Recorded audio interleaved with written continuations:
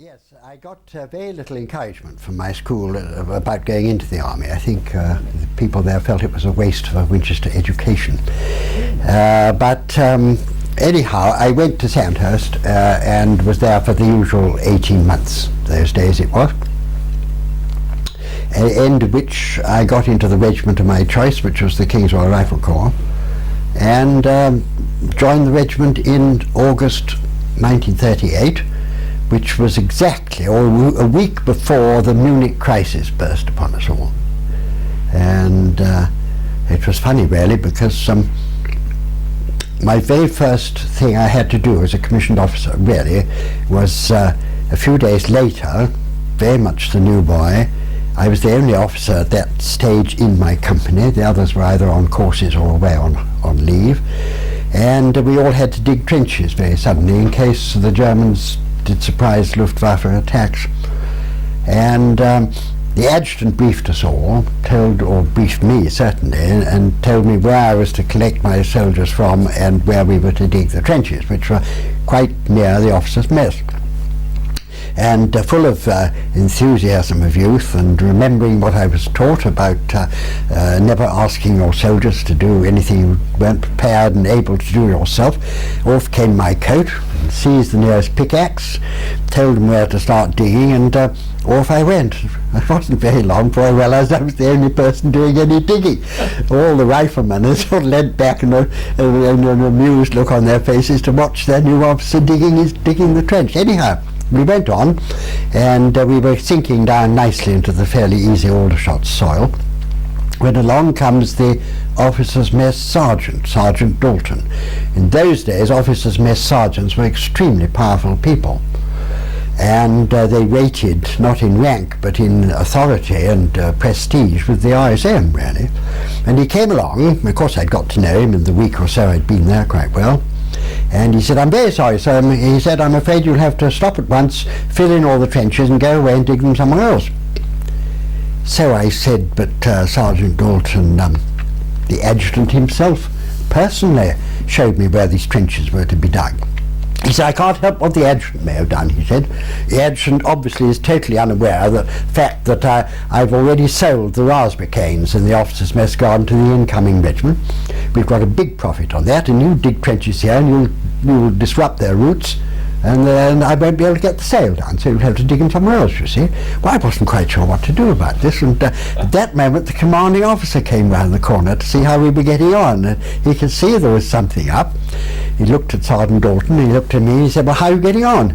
And I said, "Well, Colonel, rather well really, but Sergeant Dalton tells me that we've got to stop and fill all the trenches in and start somewhere else." And so he looked at me and smiled, and he was a very wise man, and said, "You know what I would do in your place?" I said, "No, Colonel." He said, "I'd do what Sergeant Dalton tells you. You know, you'll soon find it pays right here." And so we filled in our trenches and did them a bit further away. I felt I'd rather failed on my first operation. But that's how it was, and that's how I joined the regiment, and that was a year before the war actually broke out, of course. And pretty soon after the war did start, you were sent off to France? No, we weren't. We were ourselves and our sister regiment really, the Rifle Brigade, had been experimented on and turned into what today you'd call armoured infantry. We were called motor battalions, and then the idea was we were to have armoured vehicles, armoured trucks, and a lot of Bren gun carriers running about. And our role was to cooperate very closely with armoured formations, armoured brigades, armoured regiments. And the armoured regiments for the whole of that armoured division, the only one of course in England, was the first one that ever been, was undergoing getting new equipment, new proper tanks and so on, and so we weren't ready to go. The division wasn't ready to go, and however they bundled us quickly out of Tidworth where we were, having moved there from Aldershot, because I think they were afraid, War Office was afraid we might get bombed in Tidworth. And we found ourselves down in billets in Dorset, where we went on training and so on. But the armoured division was not going to be ready till the following year to go abroad, and so we were stuck with them there. A little bit impatient really. It's funny looking back on it. you wouldn't think how people were keen to get into the fight, but we were young and that was our job, and we felt the regiment ought to be playing its part a bit more than it was.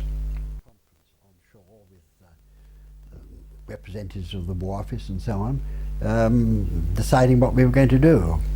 And back they came. Our company commander called us together to brief us, and it was Calais, where we were told there were isolated German armoured units that had broken through. We knew there was a break in the line, and they were to be wiped up and collected, and part of Calais was to be cleaned up and so on. This was our job. In actual fact, as we discovered later, the whole of General Guderian's 19th Panzer Corps, consisting, I think, of the Rommel's 7th, somebody else's 10th, and the 1st Panzer Divisions were part of it, and rather more than a few isolated armoured units. And of course, when we got there, all we could do was to hold the port as far a bit long as we could, defend the port. The description of that in your book is really very good. Well, you were captured within a couple of days, I believe. Well, we were engaged. We personally were engaged first with the Germans on the Friday morning, 24th of May. But the 3rd Tanks and the Queen Victoria Rifles that had been there, got there before us, they had been engaged further out on, I think, certainly on the Thursday morning, if not on the Thursday, I think, and Friday, and we held them out off the town all Friday, and but they penetrated one or two places, and we were withdrawn into an inner defence line which we held the Saturday and the Sunday, and at the end of Sunday they overran us, really. I always felt very glad afterwards that in fact, without suggesting for a moment that anybody was at fault in surrendering, that I never had to surrender. It would have left a nasty feeling in my mind, whether I'd have thought afterwards, well, should I have surrendered or should I have gone on fighting or what? In fact, I was wounded and shot right at the end of the battle when the Germans had broken through into our company position, and I was standing trying to decide whether to counterattack with one platoon or what action had to be taken, when I was suddenly shot once, twice, and the 3rd time, and left lying in the street. So I had no option, luckily. The 3rd time the bullet went along the side of my head, really, knocked me out. And by the time I regained consciousness, I found, because I'd been wounded through the ribs, and the bullet, found out later, had come out through my back, destroying quite a lot of the muscles. It wasn't a very serious wound, really, but it had destroyed the muscles of my back there. I couldn't really move about much. So I waited there, lying there until the next morning, really. And the Germans picked me up, and I was treated, immediate treatment with great chivalry, I've got to say that. Had you you were there for such a short time and under such busy circumstances, shall we say. Had it occurred to you that you may be captured at all? Had you ever thought about that, or? Well, we'd attended lectures about what to do if you were captured in the early months of the war, and at that time we all sort of shrugged our shoulders and thought that wasn't likely to happen to one. I suppose during the battle, I can't quite remember, but some of us must have wondered how it was all going to end, and the alternatives were that I mean, we weren't going to win. It was fairly obvious after the first day we weren't going to win our battle, that it was going to end in an unpleasant way, which meant either one would be killed, or one would be killed, or one would be evacuated, perhaps. But one didn't quite know, and I suppose being taken prisoner must have occurred to some people. I think one was too busy to worry too much about what was going to happen. I think so. Or too tired, too busy and too tired. And you say you were very well treated by them? Well, I was immediately in that, and I think the wounded were. They were, I was taken, I must have been taken on a stretcher, I think. I can't quite remember. I was taken anyway because I couldn't walk much, to a sort of dressing station quite nearby, and a doctor bound me up a bit, washed my wounds, I think, and then I was taken to the cathedral there, where the masses of wounded, and a lot of French soldiers. I don't know where they'd come from, because they didn't seem to take any part in. We didn't know of any French taking part in the battle. A few gunners to begin with. But anyway, a lot of French soldiers there, and a lot of British. Mostly seemed to be, the British anyway, seemed to be wounded. And we got, I have to say this, I got no treatment there at all, and for about a couple of days, I think. There wasn't there much to eat or anything. Don't think that was very good. I think perhaps their administration had broken down. And then I was suddenly taken off to hospital. And wonderful beds and sheets and doctors and nurses. That was in Calais? Yes, in Calais. And I was only there one night, and they wanted the beds for people hurt worse than I. Well, once I'd been strapped up really well, especially around the middle, I could walk slowly, you know, move about. And what happened to you then? Well, they sent walking wounded like me down to the citadel, and we were housed in what had been sort of barracks and married quarters and things. Barracks, I suppose. But they were all tremendously knocked about and shelled. I mean, there were no windows, and half the roofs were down. It was fairly rough, but it was some sort of cover, and we were locked shut in there, and there were a lot of French and a few, not many British. And you were there for how long? I think about 10 days, probably. Oh, as long as that? Yeah, well, yes, I don't know whether it was because we weren't considered fit enough to move, or whether they hadn't made arrangements. And none of us there were going to be able to march like most of the prisoners were. Were you interrogated at that time, or was that later? No, there was no, I wasn't interrogated at all. No, not until I think we were interrogated at the collecting centre at Mainz some 2 or 3 weeks later. Could you speak German at all? Not much, no, just schoolboy German, a little. Picked it up very quickly as the years went by, but it's it's not a difficult language, German, once you hear it spoken. And so you were taken to the citadel, and then later on, as you said, you went to Mainz. I always tell the story. I don't know if we've got time and whether there's enough tape, but it's in my book, of course. But I always tell the story because it amuses me in retrospect of while we were there in the barracks place, the citadel. Quite a nice German officer was in charge of us, you know, he's quite a pleasant sort of person. He said one day, there's a senior officer here has arrived, German colonel, wants to talk to anybody who can speak German. And and there was a chap called Ray Snowden in the Queen Victoria's who spoke very good German, and he asked me to come along. I don't quite know why, because I spoke very little. And this chap was a very different kettle of fish we'd ever met. He was aggressive, and whether he was SS or not, I have no idea, but he was aggressive. First time we met it. And he said to us, I have to tell you, this was in German, and Ray, I could understand it really, but Ray translated to me. I have to tell you that the Royal Air Force has been machine gunning German pilots while they have been descending from by parachute. When they shoot down a German plane, they machine gun the pilot. And General Field Marshal Hermann Goering has decreed that for every German pilot so machine gunned, 50 British officers will be lined up and shot.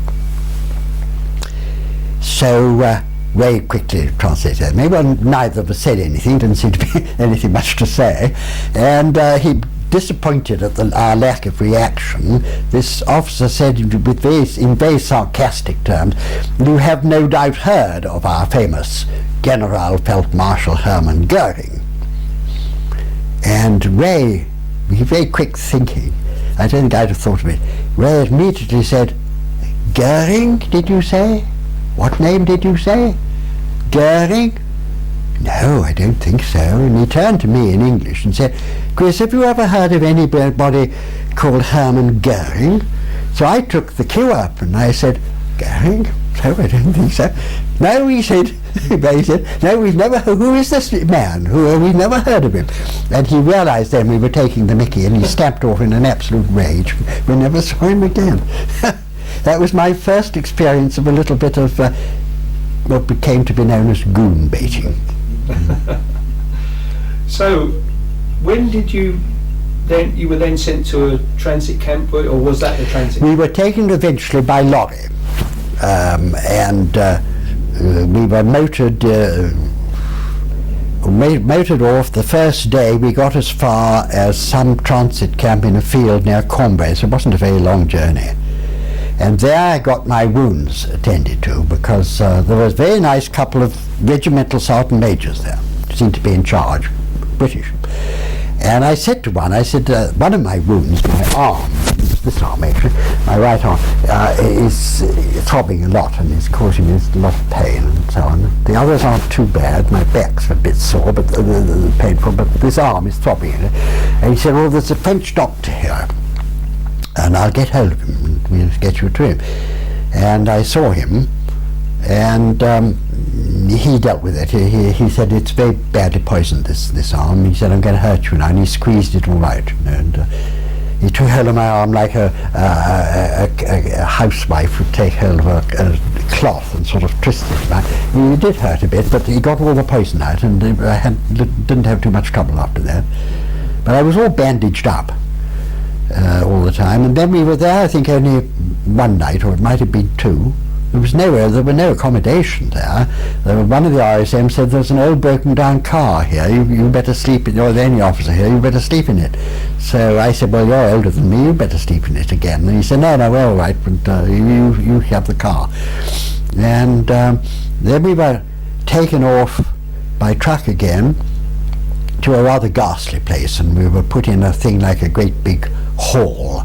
And I remember there was straw down on the floor everywhere, and I used to suffer in those days, don't much now, from hay fever and asthma. You saw child asthma, it wasn't very serious. And this brought this on, and I was most unwell, and the Germans were rather unpleasant there, and it was terribly hot, and so on. I didn't like that place. And then from there we were taken off and by train, and from the station we marched, and it was to some camp near Limburg, I think it was, on the Rhine, if I remember rightly, and it was entirely for other ranks, and I was the only officer there that I could see, and I was told I was to be moved to an officers' camp, and I was then taken up to Mainz, which was the officers' place for where they sorted everybody out, and we were there, I suppose, 2 or 3 days, and I met up again with some of the officers. I thought presumably most of the officers in Calais would probably been killed. I didn't know what had happened to a lot of them. Well, I had found out that not everybody had been killed, but there I got some news about people. And the reason you'd been separated from those other officers was because you were injured? Yes, that's right, yes. And where did you go from there? Well, from Mainz they took practically everybody to Laufen. 7C, I think it was, off Lake 7C, near Salzburg, and a few went to Titmanik, which I think was quite nearby, I'm not quite sure, but most of us went to Laufen. And I think Laufen, where I was there for 7 or 8 months, it was the one camp where I have, and I think most other people, extremely unhappy memories.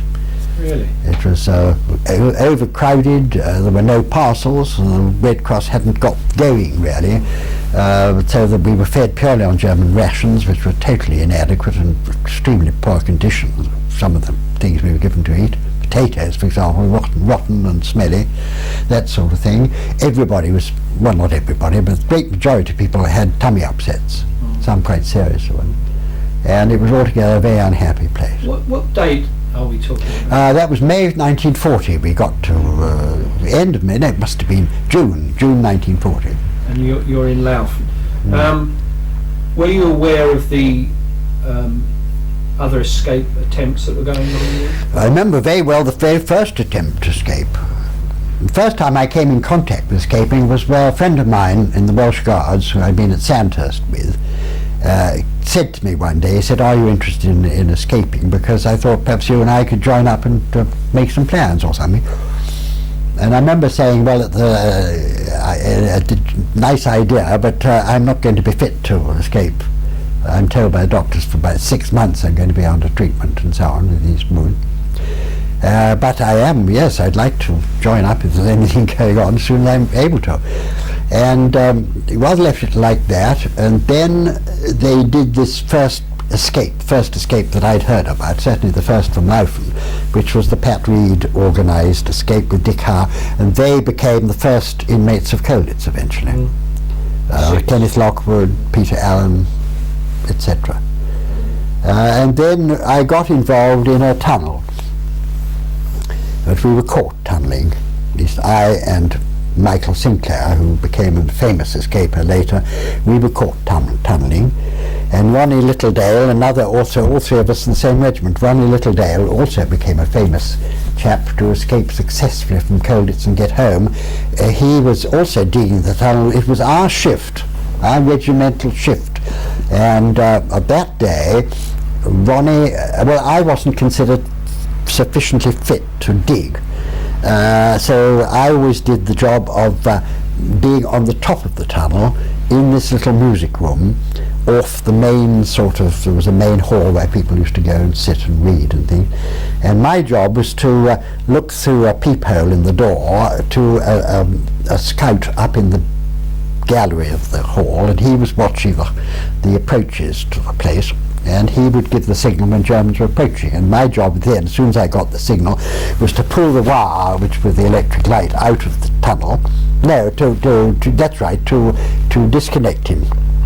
They then pulled the wire in and shut themselves in, and I went to the piano. I could play a little tiny bit, not very much, and I could do sort of scales and things, play one or two things on the piano when they happened. But I think the Germans knew a bit more about our tunnelling than we realised, and they rushed in. They came this day, and I did the right things.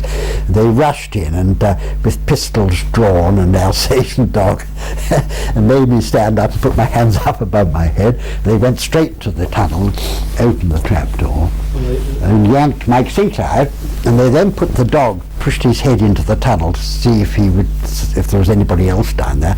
And he failed to smell Ronnie Littledale, and so they marched us off, and Ronnie was left in the tunnel, and eventually was able to emerge and mingle with the crowd. But Mike and I were marched off and sentenced to punishment in the cells and so on.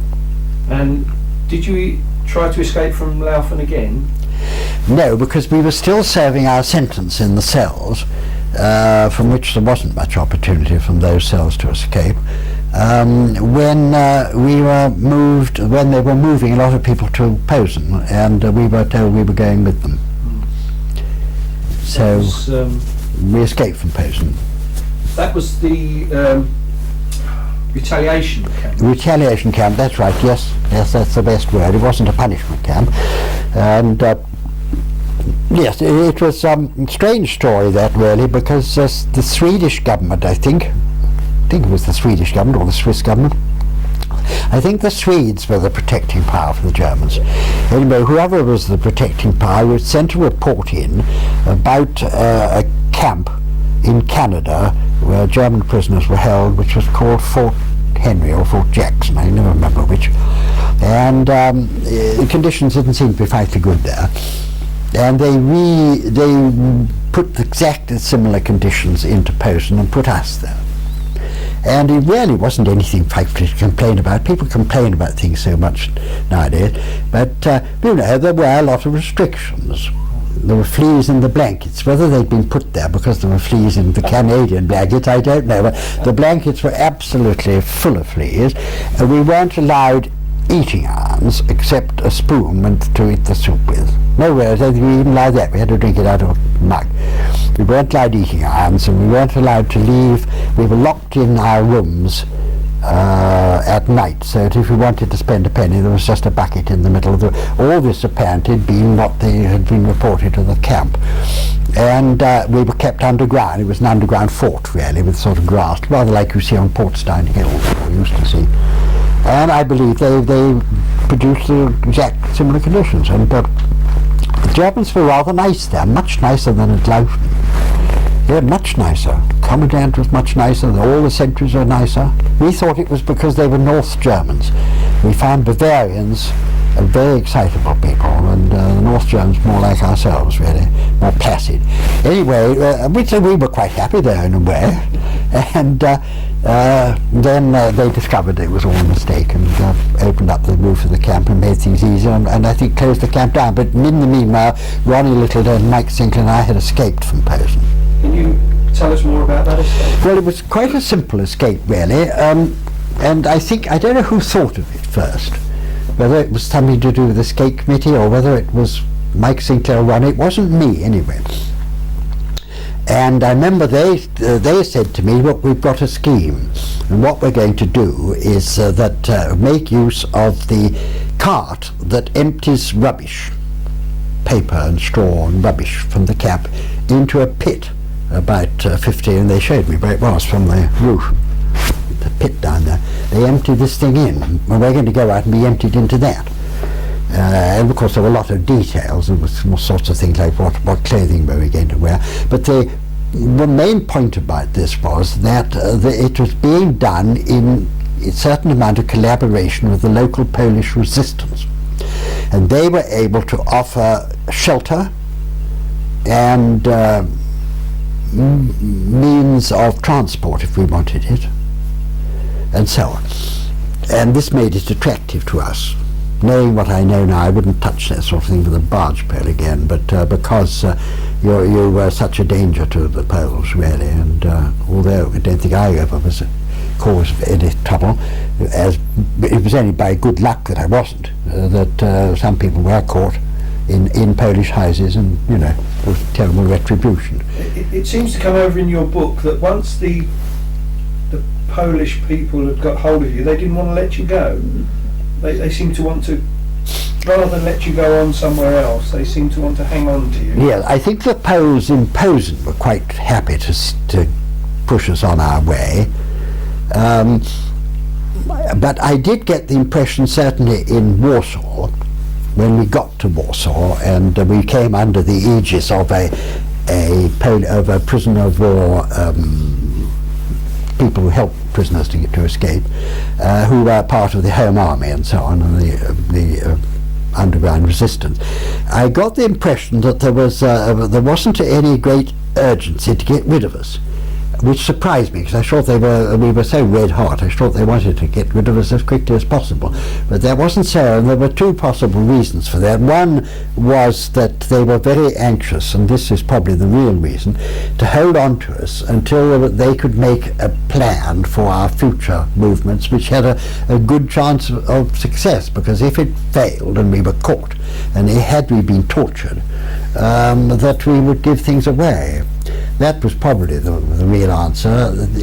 I thought at the time it might be that the presence of British officers with their home army and things politically might be advantageous to them in some way or other. Perhaps it was a bit of both.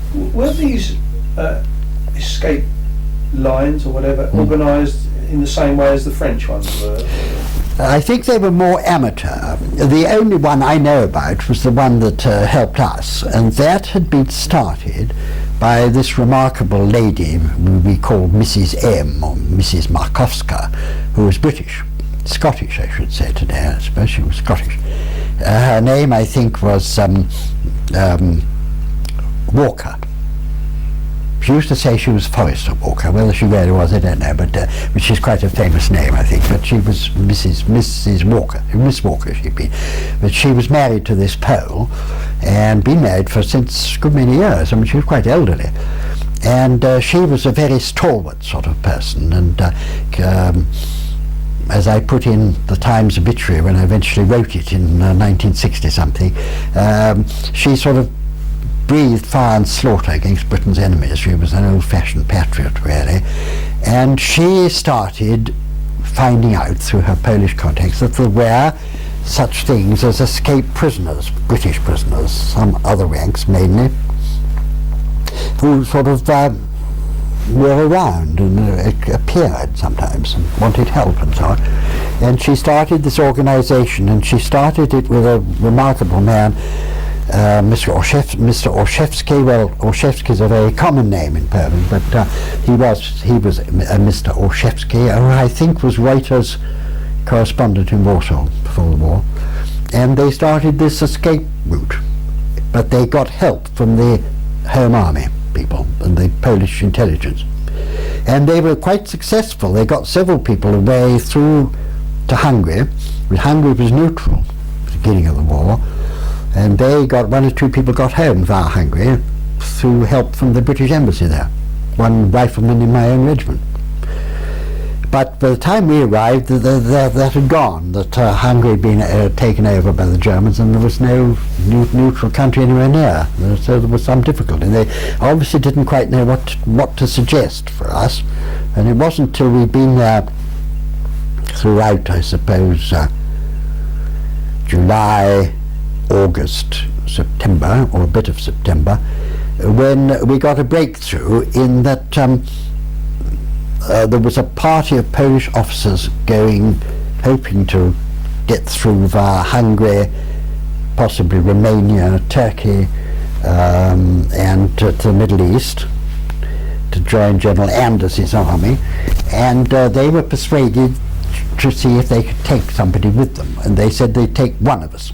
Well, that was going to be Ronnie Littledale, because he was a major and we were second lieutenants, and they argued that they wanted them to take all three of us, and they said no, and eventually there was a compromise, and they said they'd take two, and Mike Sinclair was the one, because he was the one who could speak German, be useful to Ronnie. And so they went off in the autumn, and they were in fact recaptured eventually in Bulgaria, quite near the Turkish border, I think.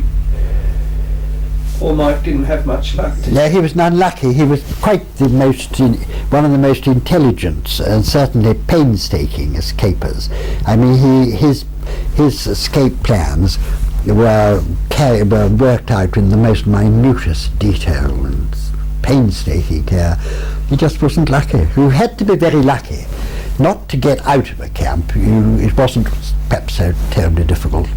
You needed some luck even at that, but to get right away to Switzerland or to Sweden or somewhere, you had needed a great deal of luck, I think, and Mike just didn't have it. You always considered you were very lucky. Well, I was lucky in that I survived. I was lucky in that I survived, I think, because once you're mixed up with resistance movements and things, if you're caught, you're going to be in a sticky position, and I was lucky in that I obviously fell into the right sort of hands. I never knew who they were, whether they were Gestapo or anyway. They were plainclothes intelligence people or plainclothes policemen. And the one who interviewed me was a highly intelligent chap. I mean, he was a highly educated sort of person. And I felt maybe I wasn't sufficiently important. And there was another factor. They had penetrated the line, which came out afterwards beforehand. So they knew quite a lot about the people who'd helped us. And when I resisted questioning, I don't think they wanted to, it wasn't worth going to business of torturing me and so on. They think they knew most of it. Certainly they tried to get me to speak by showing me a list of people they knew, and there were quite a lot of people I knew on there, but apart from that they didn't pressurize me very much. I think they knew quite a lot of information. When you were in these safe houses and places, were you three of you together, or were you kept separately? Usually separate, usually. Yes, I'd say usually separate. I was always on my own. And were you moved very frequently? Yes. The only place I was any length of time was with a chap called Romansky, who died last year. He was definitely a home army person, and he had a flat. He lived alone in a flat, and I slept in a nearby empty flat which belonged to this chap called Whitehead, who figures in my book. And I slept there, but I came up for breakfast with Romansky, and then when he went off to work I stayed in his flat, and then he came and took me off to lunch about late afternoon. Was he Polish? White? Oh yes, Romansky. Still very Polish. Whitehead. Whitehead was half British, his father was English, and his father had married the Miss Cadbury of Poland, Miss Wedel. Wedel was a very famous international chocolate firm, and she was a very wealthy woman, of course. She was the heiress, actually, of the Wedel fortune, and he was married to her, and this was the result, one of the children. And how did you come to be recaptured? Was that in Poland? Or was no, this was lucky, I think. I think if I'd been caught in Warsaw, they might have been a bit more interested in finding out a bit more about where I'd been and what I'd been doing. No, I was getting a bit impatient about moving on, and one day one of the women who was in the organisation helping us was at a sort of drink party, really, and somebody there accosted her at this party and said he understood that there were quite a number of escaped British people in Warsaw, and including some officers, and he was astonished to hear, and he understood that she might know something about this. Well, she was very cagey, of course, and said, "Oh, I don't really know anything about that sort of thing." And he said, "Well, I'm just letting you know, I quite understand you don't want to say anything, but if I'm needed, I go to Switzerland frequently to do matters to do with the war, and I'm prepared to take 2 officers, or British soldiers really, each time I go." And she reported this to the organisation. I remember Mrs. M being very sceptical about it. And she said, "I don't know, he was certainly a Pole, and he had friends there in the party, and there were only proper Poles there at that party, he seemed all right. And he's gone back to, I've got his address and telephone number, and in Krakow, and if we want to use him, there he is." And I remember this great discussion about it, and Mrs. M saying, "If I don't like the sound of this," she said, "I'd like to see him, I'd like to meet him. I'd know at once if he was okay," she said. And however, he wasn't available, and I was quite keen to go, and they were quite keen. Perhaps they thought it was a good idea on the others, Olszewski. And to cut a long story short, I and a corporal went off and were taken down to him and handed over to him, and we got ready for our journey. And was he genuine? Or? I don't think so, but I thought so at the time. He sounded a very remarkable man. He was very circumspect. I remember he wouldn't ever let us talk about anything. He said, "I don't talk about things." He said, you don't know who I am." He said, "Can't be sure. In intelligence work, you don't talk about anything. I don't want to hear you speaking about anything. Where you've been, what you've done, it's no business of mine. My job is to take you with me to Switzerland." And it was all planned, and the plans were very good, and the papers were marvellous. They were genuine papers. There was a thing called the White Russian Committee in Berlin that was really, its job was to organise Russians and prisoners of war, if necessary, to fight on the German side. And these were genuine papers that some infiltrator in the White Russian Committee was letting the Polish resistance have. And we were all very carefully, it seemed very good, but I believe the Poles afterwards used to tell me that they think he was a spy. Because some of the people that helped you had been captured in the meantime, had they? Or was that afterwards?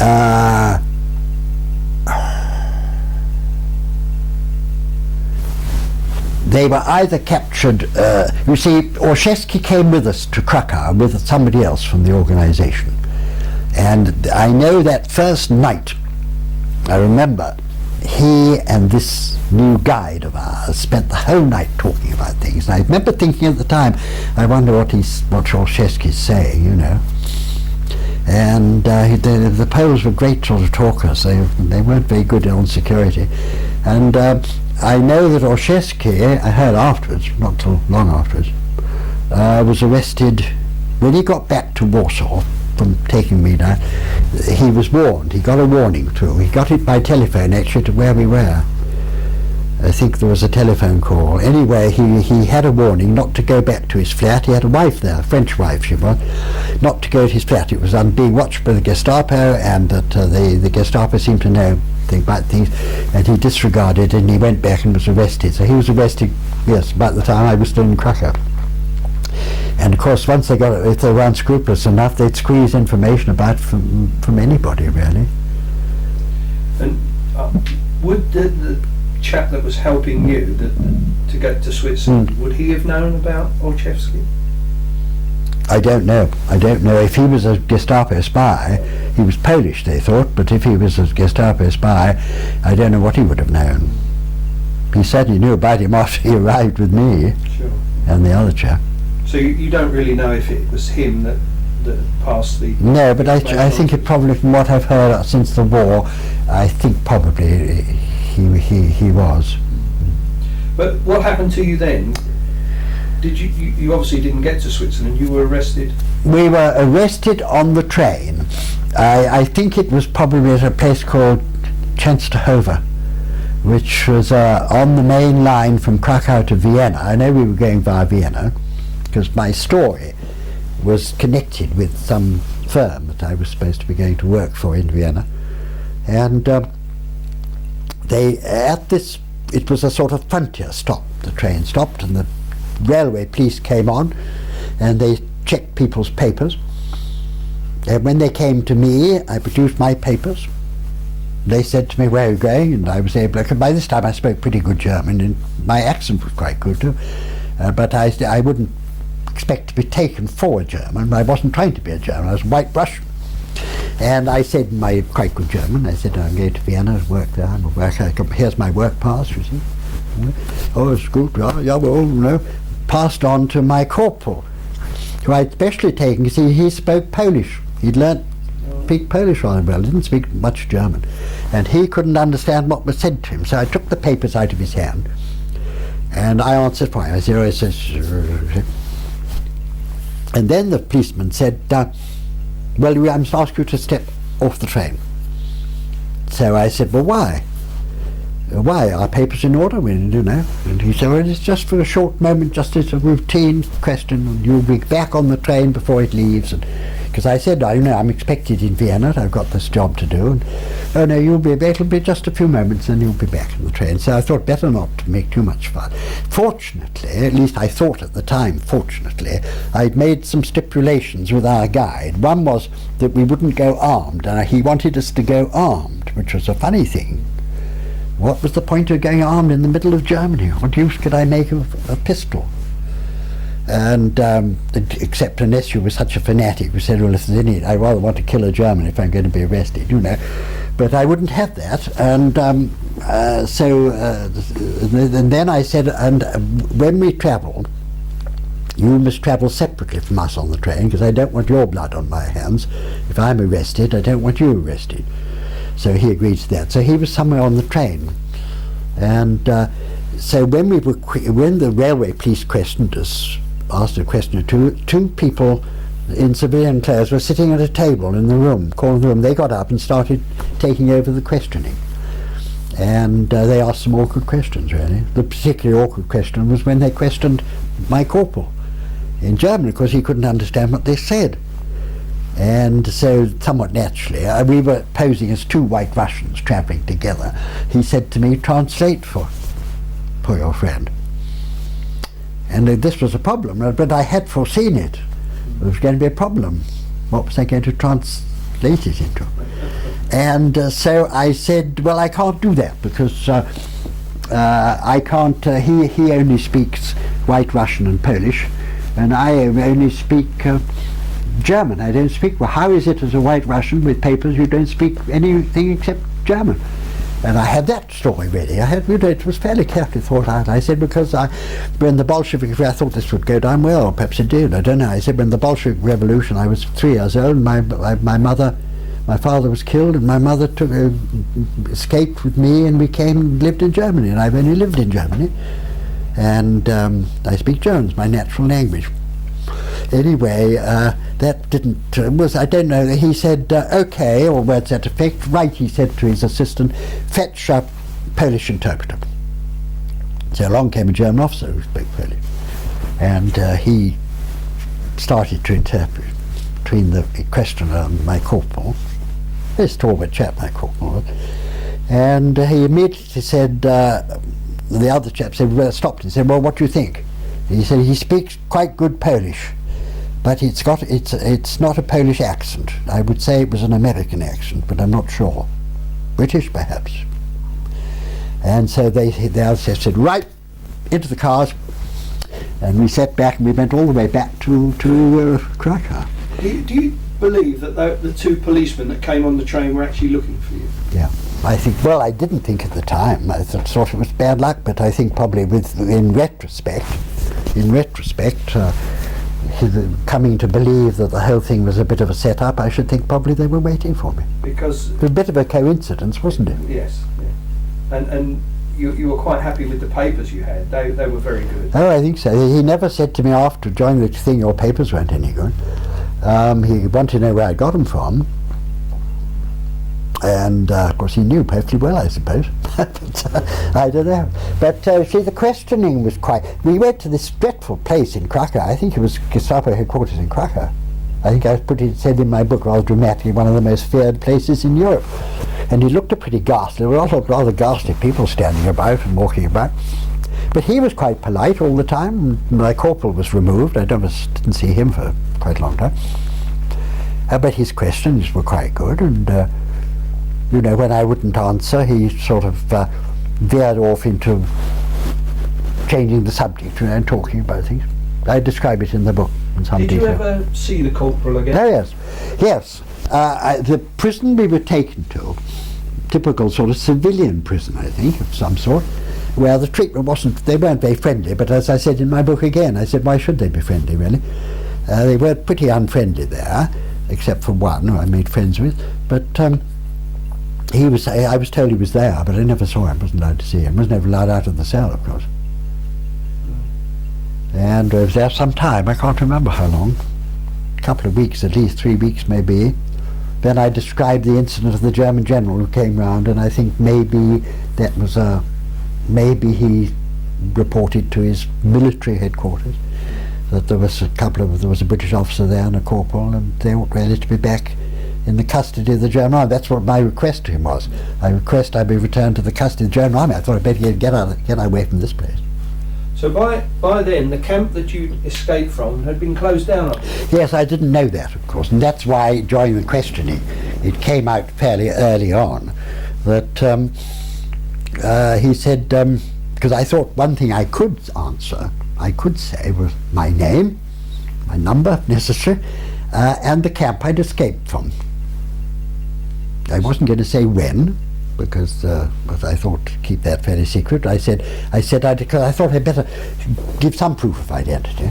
I mean, I felt that if I could establish myself as a bona fide escaped British officer or an escaped British corporal, that they were less likely to torture us.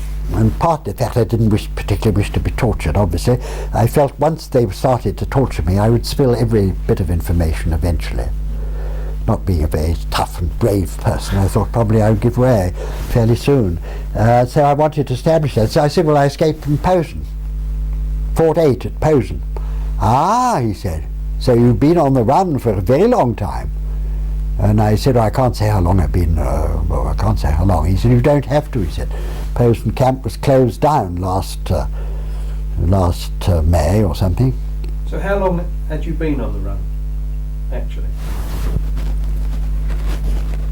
I'm trying to remember, I suppose about, well, yes, I escaped, I remember, at the end of, it was almost exactly a year after my capture, the end of May, and I was, May 1941, and I was recaptured in February 1942. So it was 10 months. Mm. That must have been a record for that time to be. Well, I suppose there were people who were hidden for longer. I don't know, really. So, what did they do with you then, when they eventually released you from this? Yeah, well, they collected us. My posse of soldiers came, collected us, both of us, handed back our belongings that they'd confiscated, less my watch, which I never saw again. And we were collected. There was a squad of our German soldiers in Feldwebel, NCO, and they took us off from Krakow by train to Lambsdorff. There was a big other ranks camp in Lower Silesia, Upper Silesia, whichever's furthest from the Baltic, Upper I think it's called. And we were there. I was there one night, I think, and then we were taken on, collected by a different lot of soldiers, and taken to Colditz. I didn't see the corporal again. He was there at Lambsdorff, but I didn't see him. You've never seen him again? No, I haven't actually. I heard about him. I understand he escaped again and appeared again in Warsaw. Really? Mm. So you went off to Colditz alone? That's right. Yes. And can you remember your first impressions of the camp? Presumably by train you were taken. Yes. Well, they were quite nice, the Germans who collected me for Colditz. I'd forgotten how nice Germans were. They were very friendly to me, and the NCO, Feldwebel, he said to me, I said to him, where are we going? Where am I going? He said, oh, you're going to a very nice place, he said. Very nice, lovely castle. A place called Colditz. I said, right, that meant nothing to me. I said, where is it? We talked about it a bit, and he said, oh, it'll be a very nice place, you're well looked after there, and lots of comrades, and you know. And then we got there late at night, I think, and I remember him saying, looking out of the window, saying, look, Herr Lieutenant, he said, you see, there's Colditz, and there were all the searchlights round it. He said, beautiful, is it not, just as I told you. And so I got quite a good impression of it. It did look quite attractive. And when you got into the castle?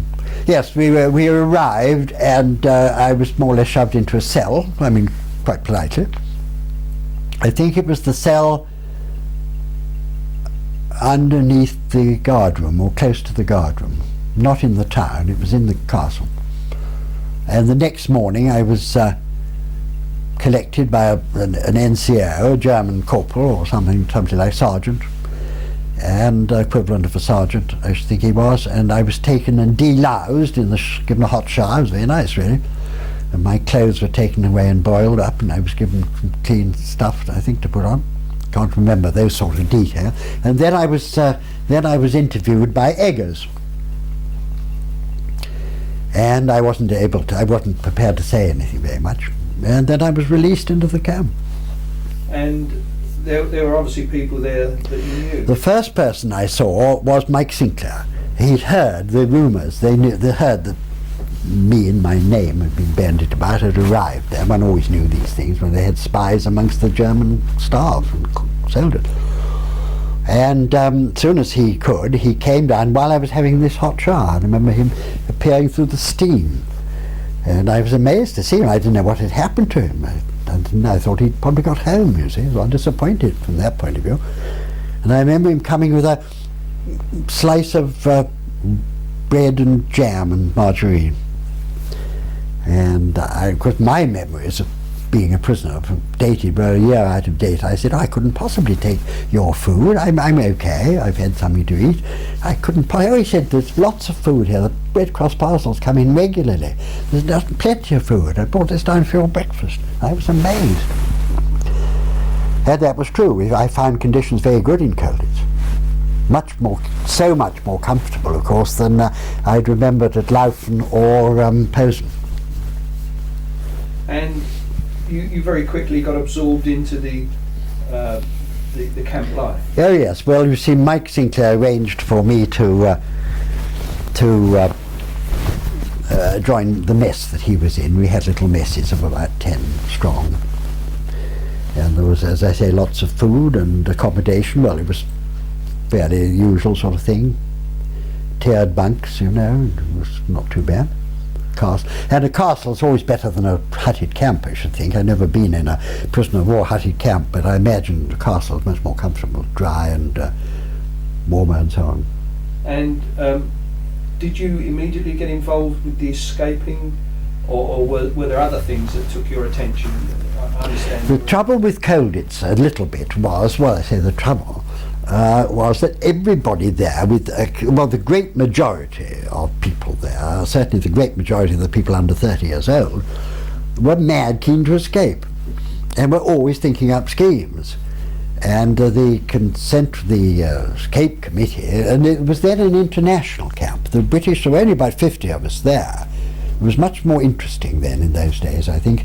There were a lot of French, I can't remember, 200 French officers, 150 Poles, and the French and the Poles made up the bulk of the camp. There was a small party of about 25 Belgians. There were the Dutch, about 50, and of course they were interesting, the Dutch. I think, people who read my book will find this rather boring, but they were not a very united group, the Dutch. There were the East Indian Army officers, and there were the Home Army officers.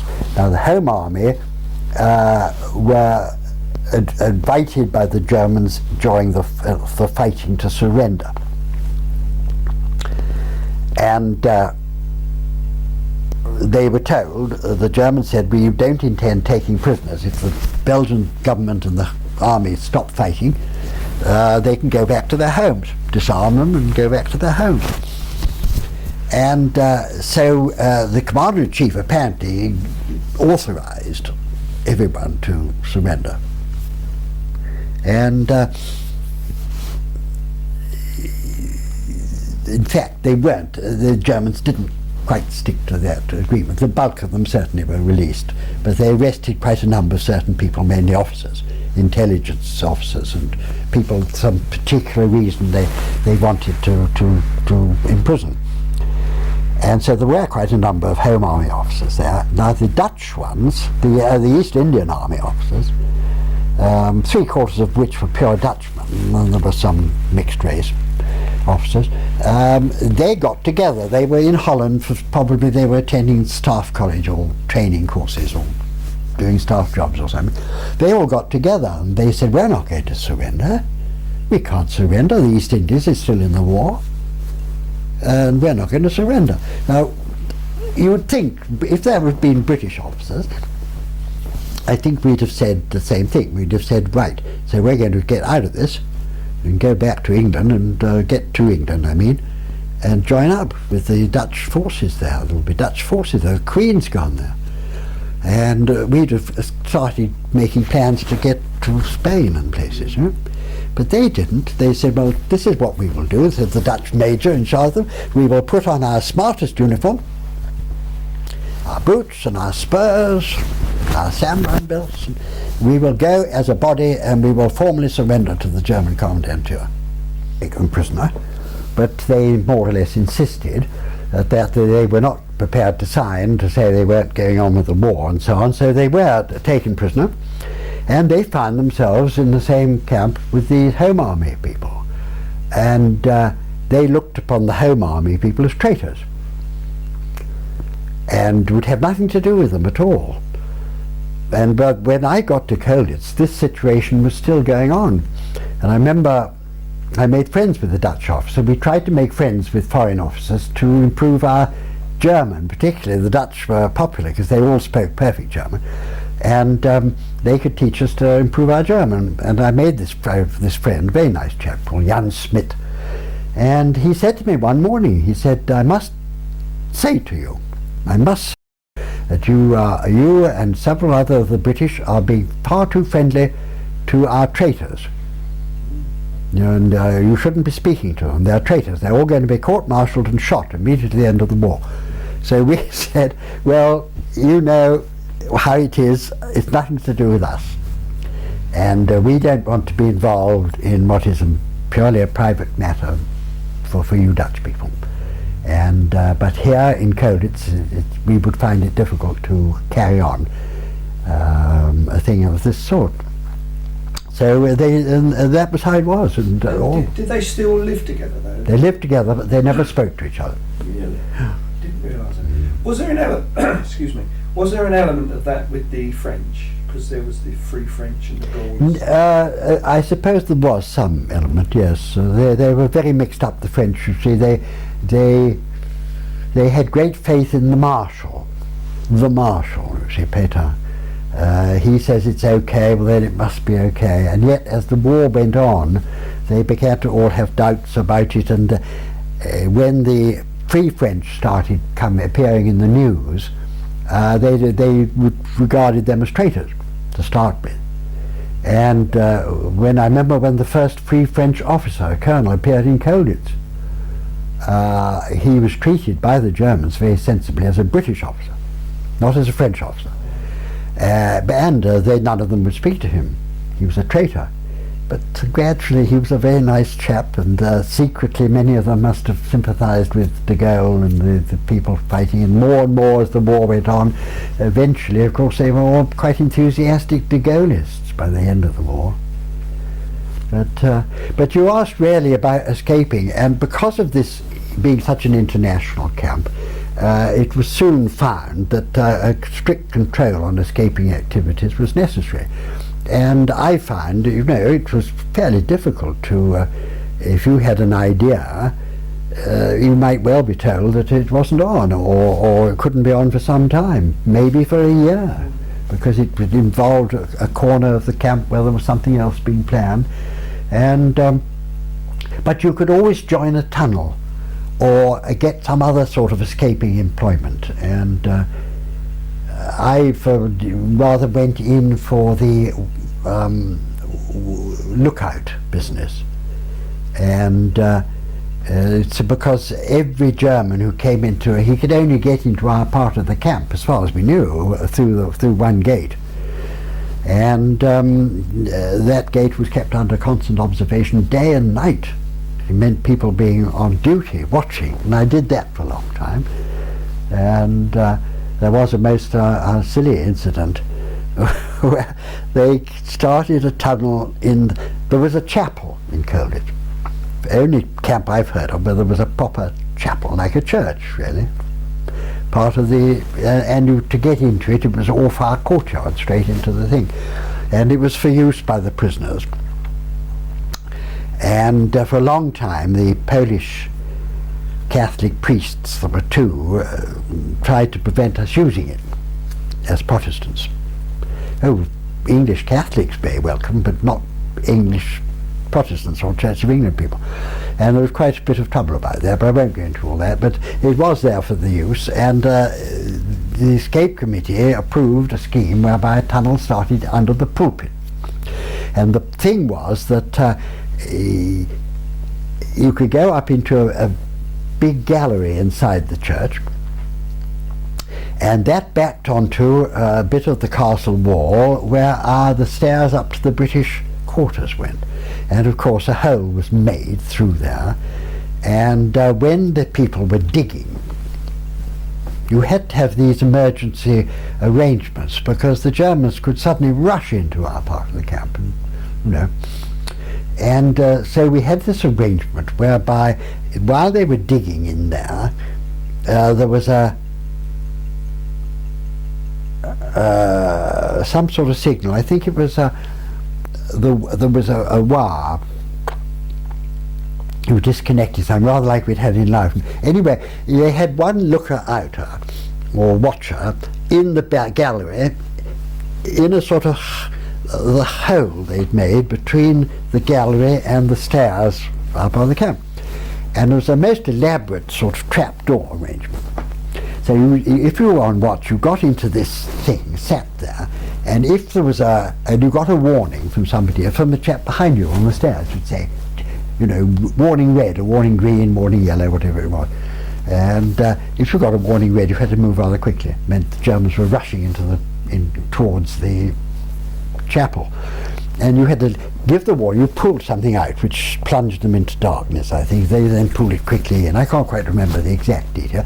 Anyway, you were able to warn them. They then shut themselves into their thing, and you leant forward and shut yourself in. Sat there quietly. Well, this particular occasion, it happened to me, I fumbled the thing. I don't know why. I practiced it and practiced it and practiced it, putting it over shutting myself in, but I fumbled it. And the Germans were in the chapel before I'd got it into position.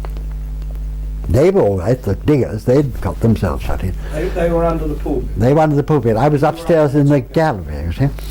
And they'd shut themselves behind me, but I hadn't shut this thing. And the only thing to do was to put it very quietly down and sit there, motionless, hoping they wouldn't check the chapel too carefully. Well, they did. They searched the whole of the thing. Then they came up into the gallery. I thought, I'm going to look a real idiot, aren't I? Sitting there, sort of silhouetted in my little hole, and they'll come along with their torches, and there I'll be sitting, you see. However, they came all the way round, quite towards me, terribly exciting one, and when they got very near with their torches, one of them said, "There's nothing here. Nichts hier, alles freien," and so. And the other said, "Well, we're supposed to check," or something. He said, "No, there's nothing here, let's go. And they turned around and went back. So, good luck, wasn't it? So one got employment in that way, but I didn't get onto a proper scheme until, yeah, that's right. I got onto a little scheme with Mike Sinclair, but it didn't come to anything very much. And it wasn't really until I'd been there about a year, just over a year, and the foreigners had been moved out, and it was mainly a British camp, and they brought in a lot of English from a Big Escape from one of the other camps. Great Escape, that was not the Great Escape, not they called the Great Escape. It was the war job. The war job. It was marvellous. Okay, a lot of my friends are on there. That was one of the great escapes of the war. However, I got an idea given to me by one of the orderlies. There were 50 British other ranks who worked in Colditz under the Germans. Nothing to do with us, really. But they used to mingle with us, and some of them were very good chaps. One of them came up to me one day and said, "We take the rubbish out." I thought, this is Posen all over again. "We take the rubbish out. We thought perhaps, we know you're keen on escaping. We thought perhaps you'd like to be taken out one day. Take you out." I said, "Well, what happens to the rubbish?" He said, "Well, as long as you can get into it, we come along under the Corporal Schädlich, who was called the ferret, one of the ferrets. Dixon Hawk, yeah. Under Dixon Hawk, and we pick it up, and you will be inside, and we take you out, and we empty the rubbish into the cellar under the sergeant's mess. And it's all massive rubbish in there. We can bury you in there." I said, "Well, what happens to Dixon Hawk while you're doing this?" He said, "Well, one of us will distract him." They worked it out, and we'll go in. We'll keep our backs to the door, and we empty you out, he won't see, and then one of us will distract him immediately and say, "Corporal, I saw something, you know." Anyway, it was all with, he got the idea, and I thought this sounded good, and I went to the escape committee, and they said, "Yes, excellent, we can work out a really good escape on this, but not now. Not now." Was this Dick Howe, Pat Reed, or? Dick Howe by now. Pat had gone. Pat Reed and Ronnie Littledale had gone with him. They'd gone. And they hadn't long, yes they had long, they'd gone in 43. No, they hadn't long gone. Anyway, they'd gone. And they said, "Not now, because we've got," they said, do know, we probably don't know, we better brief you, there's going to be a big escape. Mike Sinclair's going to. I said, "Well, I have heard about it, little Mike told me something about it. He's going to impersonate." And that's a big escape. Until that's done, we don't want other escapes, but as soon as that's over, we'll put you down next, because this is a good scheme, but you can get on with thinking about and planning what clothes you're going to wear, and we'll think about the papers you're going to have, and the plans got to be made. We'll do all that, but we can't do the escape. So after the Franz Joseph escape, we called it the Franz Joseph escape, that had failed, unfortunately. I was then given the go-ahead, and I could only go by myself. Only one person could be carried out, and the clothing took a long lot of preparation, and the scheme involved my being emptied into the sergeant's mess cellar, hopefully not seen by Dixon Hawk, covered over, locked in, and I would be wearing German uniform, homemade German uniform, over my homemade civilian clothes, underneath some dungarees, keep me clean. All this had to be made. The German uniform took ages, and I had a lot of help, of course. But I had to have a key to let myself out. Well, that was no problem, apparently.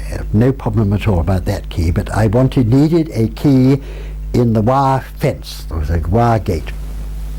Would take me straight out into the woods.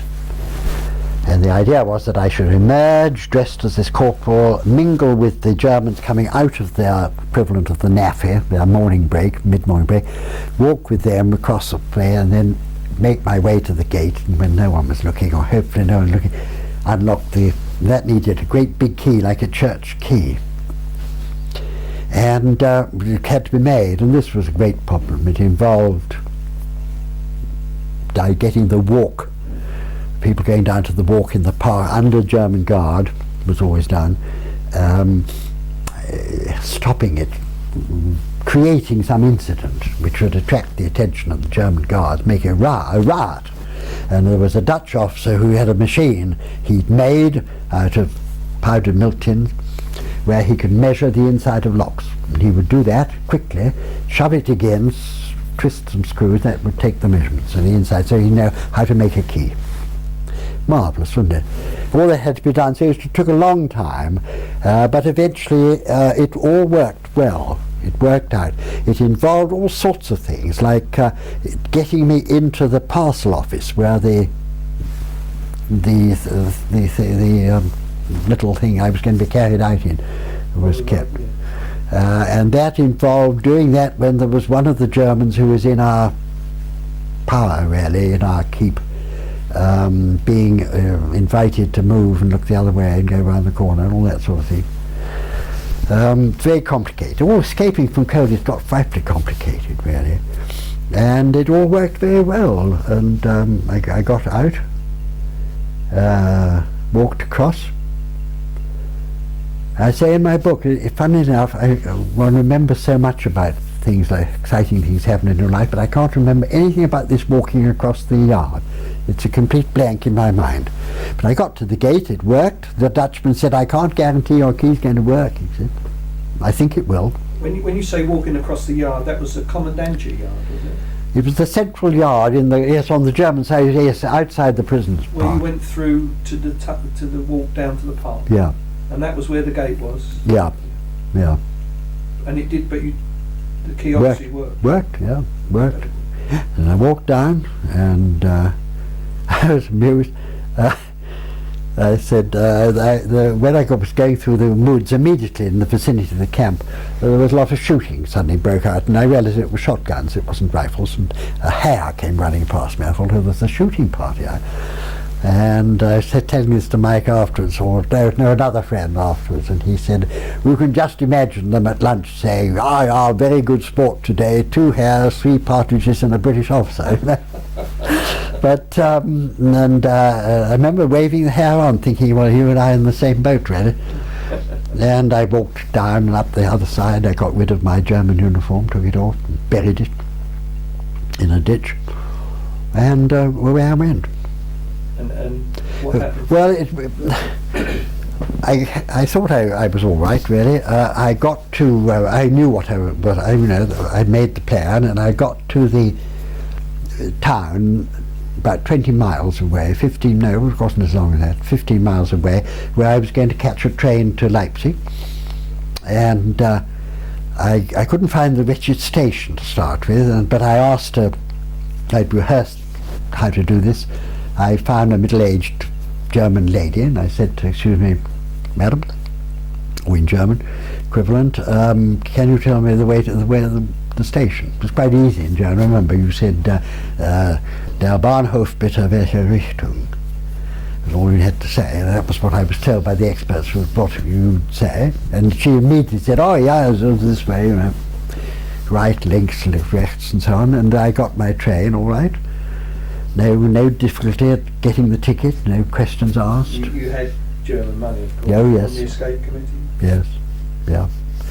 And where I went, but I part of the plan was to avoid the main station in Leipzig. I was going north. I had a contact address with the Dutch Underground. We thought we'd try this out. And I thought the escape committee agreed, must avoid the main station in Leipzig, because if they've discovered your escape, we'll cover you with our ghosts, our extra prisoners. But they may discover that you've gone, and in case they'll have people out watching at stations. So you want to get out at this station in the southern end of Leipzig, walk across Leipzig and get onto a train the other end. Well, that worked very well, but it was lucky in a way, because it was a nice starry night, and I knew I had to go directly north through Leipzig, and it was a starry night and the old North Star was there, and I went through. I thought of the hymn, "Lead kindly light amid the encircling gloom," and I went through on the North Star, it all was going so well so far. I caught the train at the station I meant to. It was I can't remember now where it was going to. It took me a certain distance. It wasn't a very long distance train, and I had to get out, I remember, and walk quite a way, about 10 miles, to I think a place called Eisleben, but I'm not sure about that, where I would get an express train that night, which would take me right through, hopefully right through up towards the Dutch frontier. And but when I got there, it was late October, this was, or mid-October. When I got there and queued up and asked for my ticket, she said yes. She gave me my ticket, took the money, gave me my change, and she said, "Tomorrow morning, 7:15. And I said, "But I understand that there's a train tonight," because it had worked out there should have been train. I said, "Yes, usually there is. There isn't a train tonight. You catch the 7:15 tomorrow morning." So I thought, well, what am I going to do? Cold, dark October evening. So I went into the waiting room, which was very nice and cosy, warm, and bought myself some coffee and a biscuit. And coffee, I think, is German wartime coffee, but it's quite better than I was used to it by now. Made with acorns, I think. Anyway, and I was quite comfortable, and I went to sleep. And about midnight, I was rudely woken up by a chap saying, "Get out," he said. "You can't stay here all night. Get out, closing time." So I went out, and I spent quite the coldest night I ever remember before or since spending. I found some bushes in a sort of little garden near the station, and I lay down there in the bushes. It was desperately cold. And the next morning, I got the morning train all right. It was going, apart from getting well chilled, it was going very well. And I had another bit of luck. When we got to Halberstadt, I suppose it was, some German police got on the train. The train stopped. We'd been going all the morning, and started checking people's travel documents. And I only had standing room. I was been standing at the end of this compartment, and they were checking these wretched papers. I thought, well, I hope my papers are all right, you know, and I hope they don't ask me too many questions. But they got right up to a woman who was sitting in the seats just where I was standing, and she and I still to be checked. And something was wrong with her papers, or something they didn't like, and and a terrific argument started, and she shouted at them and they shouted back at her, typically German performance, and papers were, look, and all this thing going on, you see. And while this was going on, the train started to move. And the policeman stopped. They said, "Okay, then we're all right." And they ran down the train and jumped off, you see. I was never questioned. As it turned out, I was quite lucky. Anyway, and then I got to Hildesheim, I think, yeah. And I knew then the train wouldn't take me any further direct. I had to change. I had to get another train, which would go to Bad Eindhausen and through to Rhina, or near Rhina, getting near the Dutch frontier. I think I was going to walk from Rhina. And got to here, and I knew I had a whole day to wait. And I thought I'd probably wait in the station. No, I knew I could, and there was nowhere to wait, that's right, nowhere suitable. And I thought, well, I'll walk out into the town and with my ticket and go to the cinema, or I while away the time and come back and get the train in the evening. But they gave me such a dirty look on when I walked out and had to show my ticket, and looked so suspicious at me that I didn't like to go back. And I thought, well, I've got an alternative plan. I can walk to Elsa, where the train is due to stop, and I get on there. And while I was walking, quite a long walk, it was going to take most of the day. It was quite a hot October day. The night had been very cold and the day was pretty sunny, pretty warm. And I trailed along. And I stopped and had a rest, had a sleep actually. I thought, well, I'm sure I'll wake up all right. And in a cornfield, and then went on. And I got to this village, small village, before I could see the town of Elsa, the small town of Elsa in the distance. And I thought to myself, now this is where you need somebody else with you. You need a friend, you need two people or more. And when you're on your own, you take risks. There's no one there to say, no, we mustn't do that, or we must keep going, and so on. And I thought to myself, well, if I'm going to go round this village, it's going to add another hour to my journey. I'm tired. I don't know what the going is going to be like. I might come across ditches and water. And I'll take a chance and I'll walk through the village. After all, why not? I've got papers, but I must have looked a slightly funny sight, I suppose. I don't know what my civilian clothes looked like, how good they were, and carrying my little suitcase of things I needed. And anyway, I walked through, and there were these two policemen, perfectly harmless village bobbies, really, but each on a motorcycle, stationary, talking to each other. I thought, oh dear. Anyway, walked on, and walked up, got to them, and walked past them. They both looked at me, without saying very much. So I thought I'd better say something. So I said, hello, nice sunny day it's been, or something. They said, So I walked on, but they must have wondered who I was. Perhaps, who is this chap? They must have watched me going on the village, and I heard their motorbike start up, and down they swooped on me from behind, and said, Ausweis bitte, papers, your papers. And I said, okay, what's the matter? And they said, well, we want to see your papers.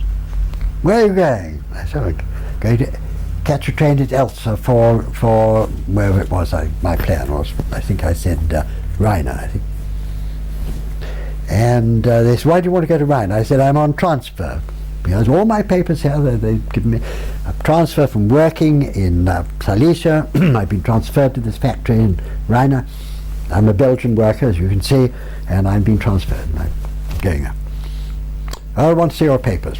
So I said, well, I mustn't miss my train at Elsa, I said, because I'm expected there to be working there tomorrow. Well, I said, well, see your papers. So I showed them, and then one suddenly let out a whoop of joy and said, these papers are false. It was very unusual for the Colditz committee to give you a false paper. I believe he said there was a mistake on it. He said, false. And I was arrested and marched off. Well, there wasn't much I could do really about it, you know. Two of them, they both had pistols and locked up. And then I was taken the next day.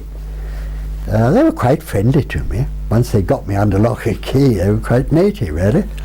And I was then taken, I forget who by, to a train.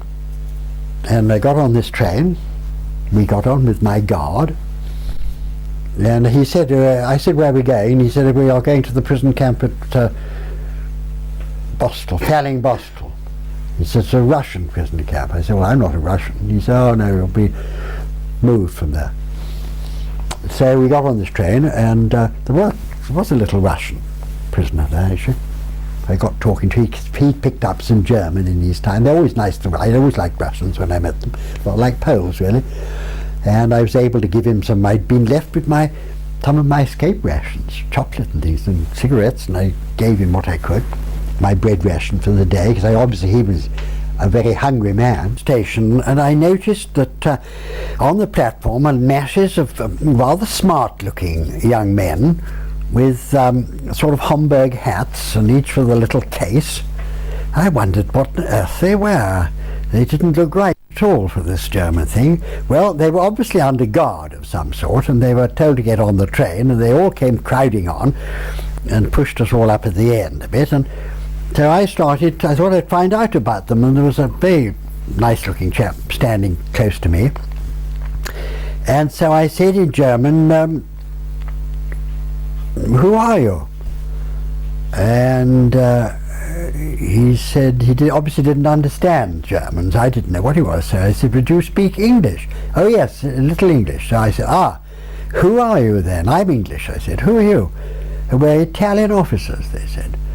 So I thought, that's funny. I said, Italian officer? I thought you were on the other side. He said, we were, but just recently there's been an armistice. And a lot of us have been arrested by the Germans, and here we are. So I said, good gracious me, lots been going on since I was away from the news. You hadn't heard? I hadn't heard, no. So I said, well, where are you going? And they said, I think we're going to a camp at a place called Falling Bostel. So I said, well, that's where I'm going too. And sure enough, they did get off. We all got off there.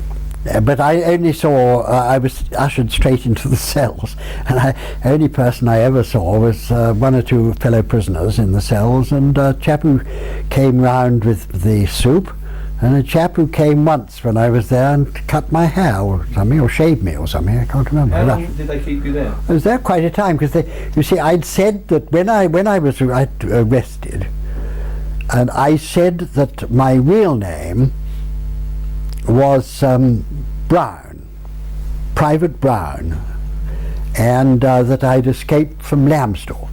Well, I said that because I'd been at Lambsdorff, so I could describe it a bit. And for some reason they kept me there at Falling Bostel for some time, and then I asked about what was going to happen to me, and they said, we're not satisfied that the Lambsdorff authorities report nobody called Private Brown has escaped. So who are you? So I said, well, I told you who I am. I'm Private Brown. I think lying was a acceptable sin there, and they kept me there a bit. You see, quite a long time. Well, now I had to keep up the pretense for an agreed period of time, which I'd agreed with the committee in Colditz, because the moment I escaped, by this time they'd got 2 extra prisoners called ghosts, people who we'd made it appear had escaped from Colditz, but in fact hadn't, and they stood in for people on roll calls. And that was important in Colditz, because the people taking down the BBC News, it was quite difficult getting into the chamber where the secret wireless was hidden. They couldn't get out of it or into it in a hurry, and if they had a sudden roll call, which quite often happened at Colditz, a surprise roll call suddenly, the gates fly open, the gate into our part flies open, sentries are put on all the staircases, and everyone has to get on parade. Well, there's no chance of getting people out who are working in a tunnel or in the wireless thing, so we had 2 extra people. And I'd agreed that but if I was recalled, I wouldn't say I'd come from Colditz anyway for 10 days, whatever it was. So I had to go on with this pretense for a bit, and then eventually, when the time's up, I thought, well, I'm not doing any good here. It's quite escape-proof. We're never allowed outside the room. And I will say who I am, because they got to move me. Perhaps I'd have a chance of escaping. So I said, actual fact, I think I'll be honest with you. I said to this corporal that was in charge, this German corporal, I said, my real name is Davies Scourfield. that took a lot of explaining, Davies. And I'm a second lieutenant, and I escaped from Colditz. Oh, he died, he didn't react in any particular way. And 2 or 3 days later, or 3 or 4 days later, one of them said to me, "You're moving. Get ready to move, 8 o'clock tomorrow morning." So when I appeared at 8 o'clock tomorrow morning, they took me out of the cell. I was surprised and slightly annoyed, rather silly of me, to find they'd said one rather ancient German soldier to collect me. Well, normally, if you were a Colditz chap, you expected a posse of about 15 armed to the teeth. That always happened before when I was people. So I thought there's something odd about this.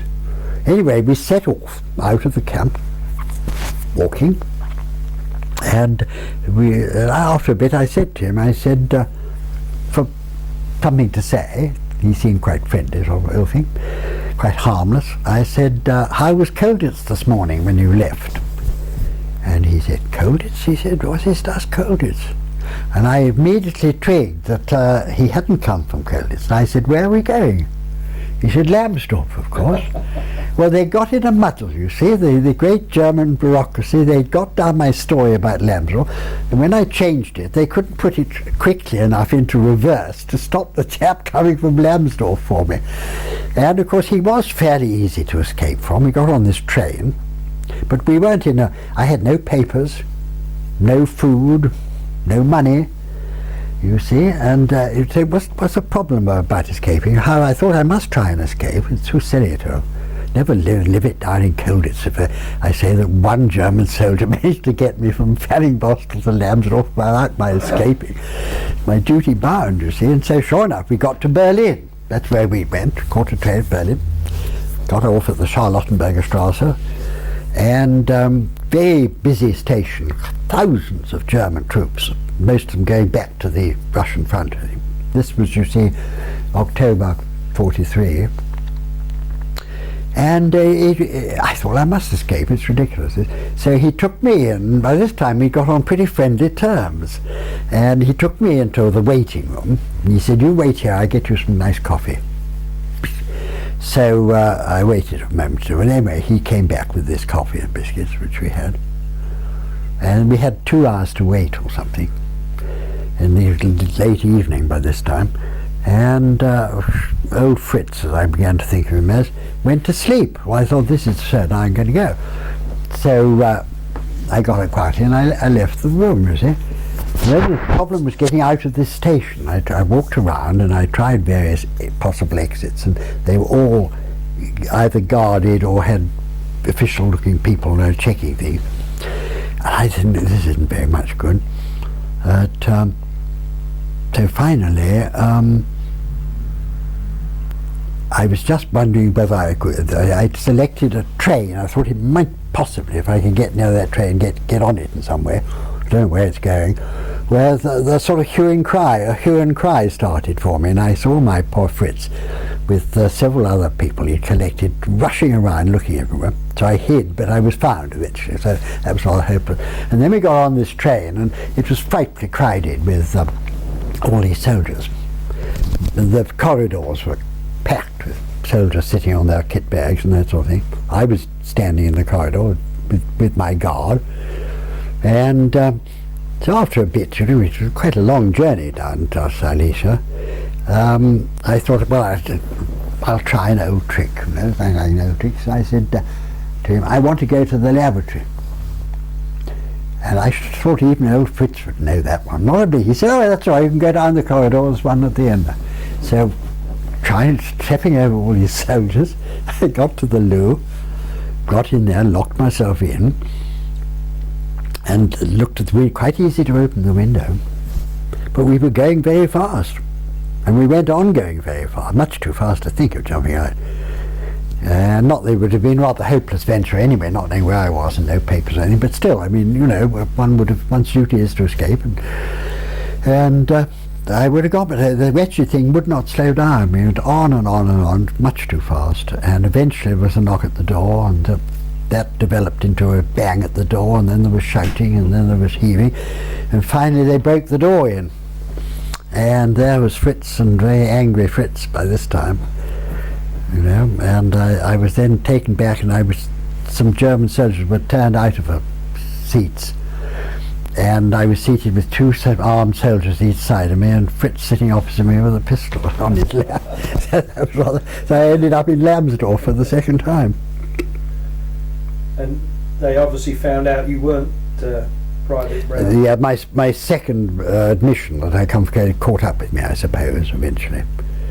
But when they when they phoned Colditz from Lambsdorff to say they thought they got out of Colditz escaping, they said, Colditz said, no, you can't have. We haven't had anyone escape for the last month. So or the ghost really worked, you see. Yeah. And they sent for me. And that was that very nice thing I describe in the book, nice occasion, when eventually my time came, because I could have escaped out of those cells because we were allowed out to walk, and I discovered that I was there several days. I discovered that it was quite simple to escape into the camp. I mean, we weren't guarded very well. And so I asked, various people came to see, word got around, and one or two people of my own regiment came down, talked to me through the door in the cells. Again, there was no security. They were allowed to wander in amongst all the cells. I said, is there anybody in charge of, because they were frightfully nice, they brought me chocolate and toothbrushes, anything I wanted. I said, is there anybody in charge of escaping? They said, well, there is a sergeant so-and-so. He's supposed to be in charge of escaping. So I said, well, could he come and talk to me? So he came down, and I said, what's the chances if I got into the camp of my escaping? And he said, oh, well, with that, no great problems of escaping. He said, we've got at least 3 tunnels that are open. We've got 3 tunnels at least that are open. And I said, good Lord, open, I mean, go through. Oh, yes, sir. I said, but do a lot of people escape? Well, not really, sir. He said, no, you see, we don't know much about it here, and we've got no means, no monies and things. I said, well, what are the tunnels for? He said, well, the lads go out in the evening and meet up with the Polish girls from the factory. So I said, well, so I could escape in that way. I said, I'm nice, I'm charming, I'm sure the Polish girls, in fact, my horizons would be a bit further on.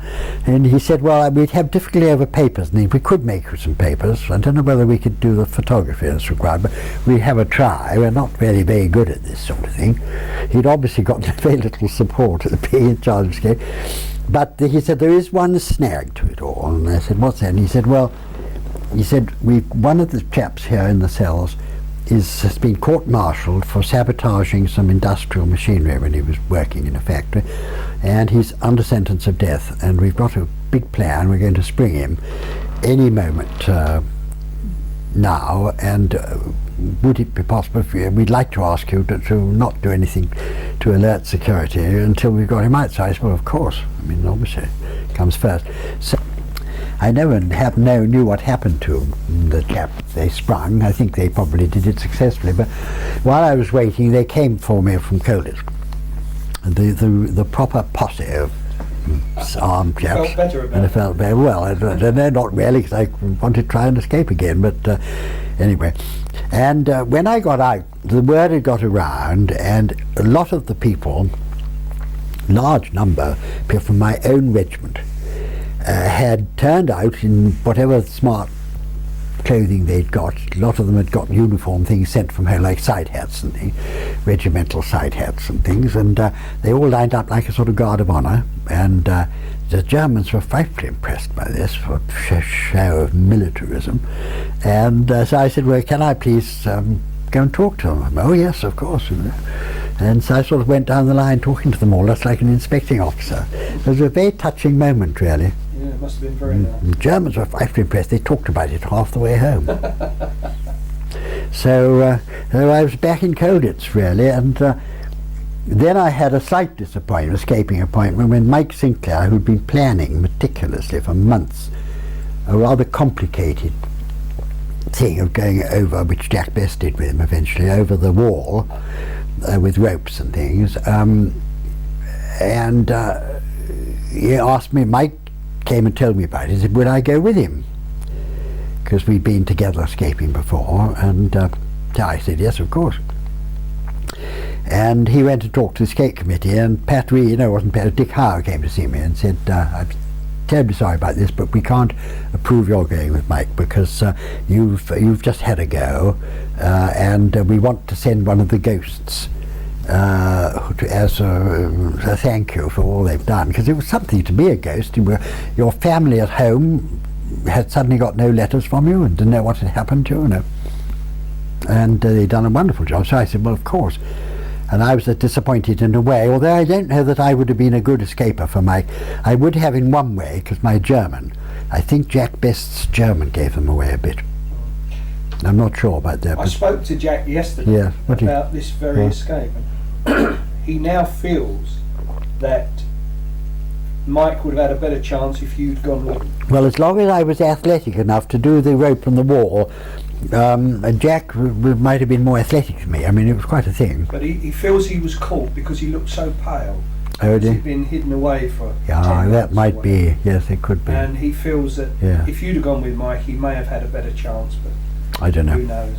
Who knows? It's all in the lap for gods. Absolutely. Anyway, and so that was that. So I didn't get that escape. I took quite a leading part in it, in that I was in charge of the Goon watching, the stooging of that particular escape, and I was the chap who had to receive the reports from the people watching. It was very delicately timed, wasn't it? That oh yes, it had been. There was only going to be a few moments when there was no sentry watching, when one sentry was walking away and the other one, so it all had to be timed exactly. And it didn't happen like that every evening, did it? No. So you waited quite a while. I think so. I can't remember. I mean, we must have had several false starts, I think, with it. It was a wonderful planned escape, typical Mike Sinclair. He'd taken months of watching all the sentries at night, you see. You'd wake up in the middle of the night to see old Mike standing at the window, just watching. And he'd work out whether it was on or not. I mean, how often was it going to be good? If it was only once every 3 months, it wasn't much good,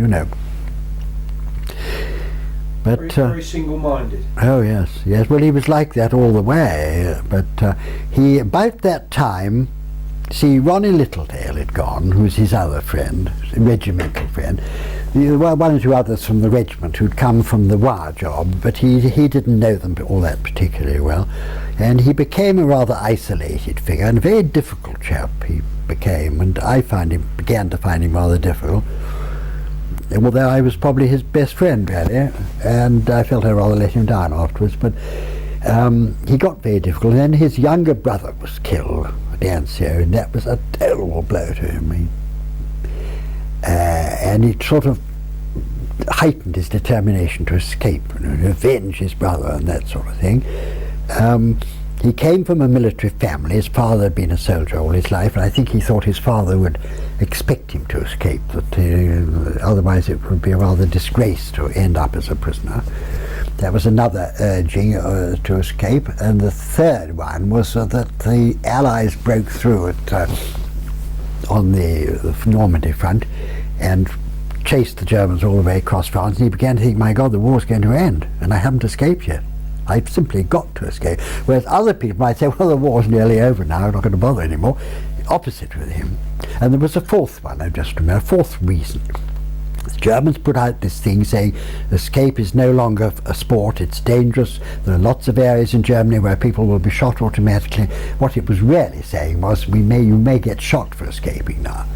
And this, to some people, might put them off a bit. Might say, well, the war's nearly over, I'm going to get shot, I don't think I'm quite as keen on.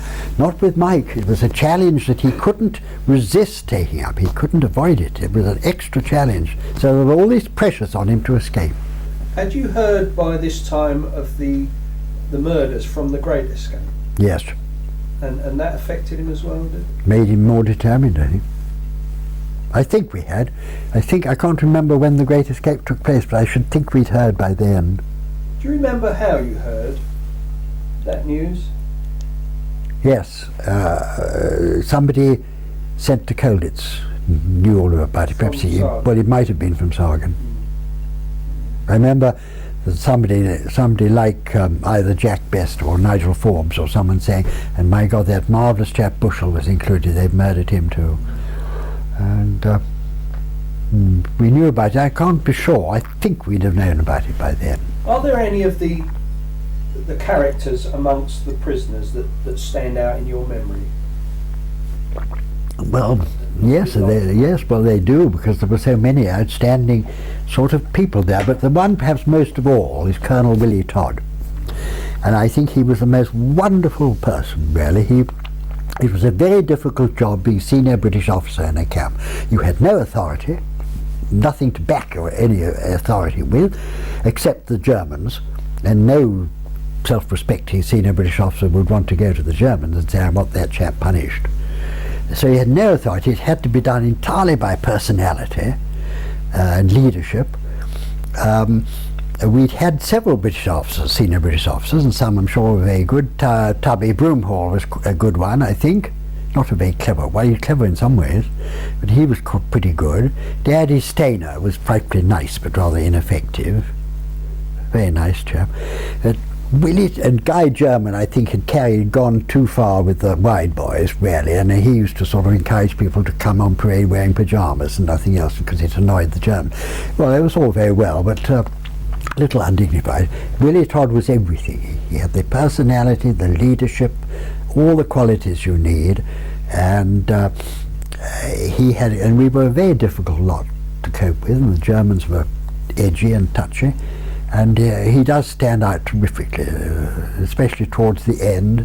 But the wicked thing was that I believe it's true to say that he was, when he got home, he was held personally responsible for the prominent prisoners being taken away, possibly as hostage, right at the end of the war, and spirited away into Bavaria.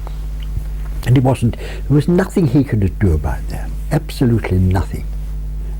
And he handled the end. It was quite tricky. There were SS troops in the village, and he had to handle the German authorities, and he did brilliantly. And everybody respected him. He was a real soldierly figure with his, he was a Lowland Scots regiment with his Glengarry and his trews, and he was a marvellous chap, I thought. And he did so much for us, and he stood up for us against the Germans, and he got the Germans working nicely with him. Super. So he would be an outstanding personality, I would think. But there were so many, really. It's difficult to. Who was it who appointed the senior British officer? Well, I think the British appointed him. Would say, well, so-and-so was being moved to another camp or was standing down. The obvious chap is so-and-so. Somebody would say that the various prisoners would get together, there'd be a consensus, and then they'd say to the Germans, we'd like him to be the British SBO. And the Germans accepted that? I think normally they would. That's right. But they didn't like Guy German. He was too much of a nuisance, and they shoved him off to another camp eventually. You've told us that about all the different jobs you did, stooging and working towards other escapes and things like that. Was there anything else you were involved in the castle? Did you have anything, for example, to do with the theatre or? No, I was involved, and I wouldn't even today say too much about it, but there was a system of, by use of coded letters, of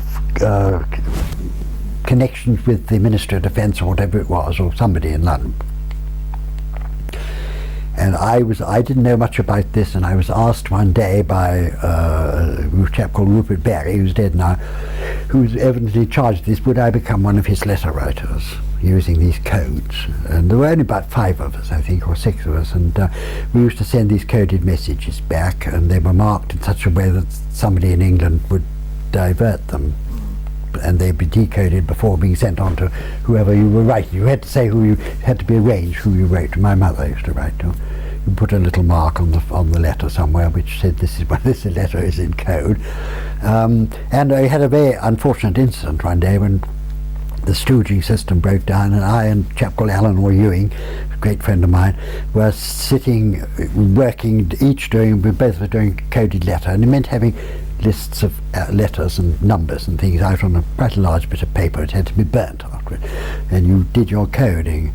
It was quite difficult, quite a long time, and because you had to make the letter sound perfectly normal, because you had to put things in, and we were doing this, and always you had stooges out guarding anybody who was doing this until all the stuff had been burnt and destroyed. And something went wrong, and I was doing it. I suddenly looked up and I saw two of the German NCOs, two of the ferrets as we call them, coming into the room towards us. There was no time really to hide all this properly, but we scrambled it up a bit and we leant forward over it like this and talked, and he could see we were hiding something, this chap. But he, on the other, and because of the situation, one or two people in the room knew what the situation was. They sort of came crowding round in quite a menacing way, because no way could the Germans be allowed to get hold of these bits of paper. No way. If necessary, we would have physically prevented them, which always gets you into very dire trouble as a prisoner. So, and particularly if he'd drawn his pistol, you see, and then that would have to have been seized. And so it was very dicey, really. And but he was a very nice chap. Of course, we knew all these people who used to come round and sort of snooping on us, but it was all done in a friendly way. Part of their efficiency was to get on friendly terms with us. And so he said, "Come on, let me have it." I said, "No, this is something entirely private." Alan didn't speak German very well. I said, "Something entirely private." And fortunately, the message, certainly that I was sending, had nothing to do with escaping in it. It was a report on factory damage from a recent bombing in Leipzig that somebody had gone to the dentist or something had reported.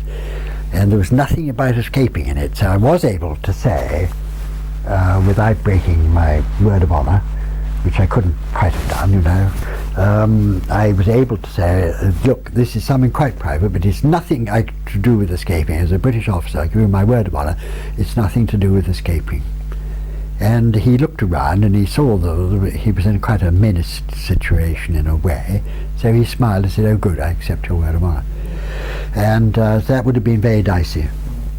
If I had something about escaping, I don't think I could have said, as a British officer, I give him my word of honour. I don't know what would have happened. We just have to prevented him getting it. Were there any spells while you were in Colditz, or any spells while you were in there when you became bored or depressed, or did that happen? No, I think this was one of the... There were several nice things about Colditz. I don't want to destroy the mythology too much, but okay, Colditz was of course a very restricted place, the strict security there and so on and so forth, and it was difficult to escape. It was a very comfortable camp in many ways. We weren't as crowded, I think, as most camps were. The accommodation was pretty comfortable. It was the way, looking back, of course, everything sounds better than it was, but it was, of course, there were uncomfortable things about it, but I think on the whole it was the best camp to be in for comfort. It was also a good camp to be in because the morale was always tremendously high. I never remember more than the odd individual ever getting depressed, and I don't think I ever got depressed. It was a long wait, but one was always buoyed up in some way. Every Christmas was the last one, and we were going to be home by Christmas, you know. And there was interesting things going on, attempts to escape and so on and so forth. We weren't all that successful in Colditz. After 1942, I don't think anybody got home. Some of us got out, but not home. We got particularly depressed. One or two people did, but not very many. No. What about your views on the German staff? Those of them that you had dealings with. Well, I thought, with one or two exceptions, they were pretty good, really, and they treated. Obviously, when we goaded them sometimes into taking fairly violent reaction against us. I remember when they were shooting from the courtyard against the windows, but I mean it was our fault. There were prisoners shouting insults from the windows, and the rows developed quite suddenly, you know, on roll calls or something, and there were bad moments in that way, but on the whole I think we were treated quite well, I have to say that. I mean, I don't want to upset people who lost people who were shot and killed. Those 50, that was a terrible thing. But in Colditz we were treated on the whole reasonably well, I think. What about, for example, Eggers? What did you feel about Eggers? Well, I felt that he was, I disagreed with, I think we've mentioned this on the tape, but I disagreed with the people who thought he was a baddie. I thought he wasn't, certainly not too baddie. He always treated people quite politely, I thought, and they said, oh, you can't trust him. Well, maybe right. It was his job to be tricky with us, to find out what we were doing. He was a security officer. And do you remember people like Preem or Pupka? Yes, very well indeed. Preem was the only German I think we met, God, who had a real sense of humour. He used to drink rather a lot and come on parade, sometimes a little bit the worse for wear. I had rows with some of the prisoners, particularly the Poles. But and Pipka was the one I think we all respected the most. He never tried to grease up to us in any way. He was always fair, quite strict, and but very polite, and he was so much respected that when the war came to an end, the Americans arrived in a fairly tough, rough frame of mind. You know, they treated the Germans pretty badly, pushed them around and kicked them around a bit. We did ask, Willie Todd asked the American commander, who wasn't a very senior chap, he was a colonel, I think, commanding the regiment that had come there, if an exception could be made and that Hauptmann Pupka could become our prisoner and would come to England with us as our prisoner, because we'd had a particular relationship with him, and the American commander said he was very sorry he wasn't empowered to make such a decision, and we couldn't do that because we knew that he'd get better treatment in England, particularly as he came with the reputation of having been somebody the prisoners liked, you see. But no, it wasn't allowed. But he was very, and I remember an isolated act of kindness near the end of the war. Willie Todd sent for me and I think Martin Gilliot of my own regiment and said, the Germans have offered, this was very near the end of the war. In fact, I think it was, I think the Allies were over the Rhine. Anyway, it was near the end of the war, but we would, two British officers could give their parole and would be taken down to the Mike Sinclair's grave in the local church, where we could see that it was being well cared for and could report when we got home about it, which was a nice concession. I said straight away, and Martin would agree with me, I said, well, I'm terribly sorry, but Colonel, but I'm not prepared to give my parole at all. I never have given my parole. I think it's a way of making life easier for the Germans on principle. I've never given my parole. Some people had for one or two things, but I never would. And he said, well, this is something quite different, and it's near the end of the war, and for the sake of Mike Sinclair's parents, I want you to do this, and if you're not prepared to give your parole, I shall give you a direct order to give your parole, but I don't want to have to do it that way. So Martin said to me, well, I think we should do this, and I said, okay, well, so we gave our parole, and Pipka took us down. We walked down just into the village together, and we talked to the woman who was in charge of the graves there, the little tiny churchyard.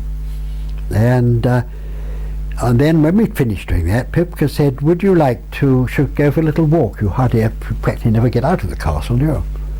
Not as far as we're concerned. We don't want to hope you haven't. But we have got an extra 20 minutes, and we could go for a little walk up through the village and down along by the river and then back to the castle. Well, I thought that was a very nice act of kindness, really, which we accepted, and we did that. So he was all right. The commandant, we never saw that nice, kindly commandant in the film.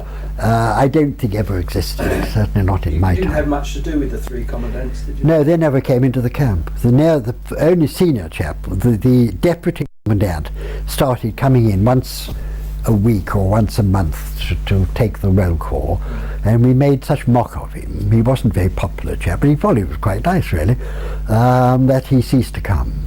He used to get very angry.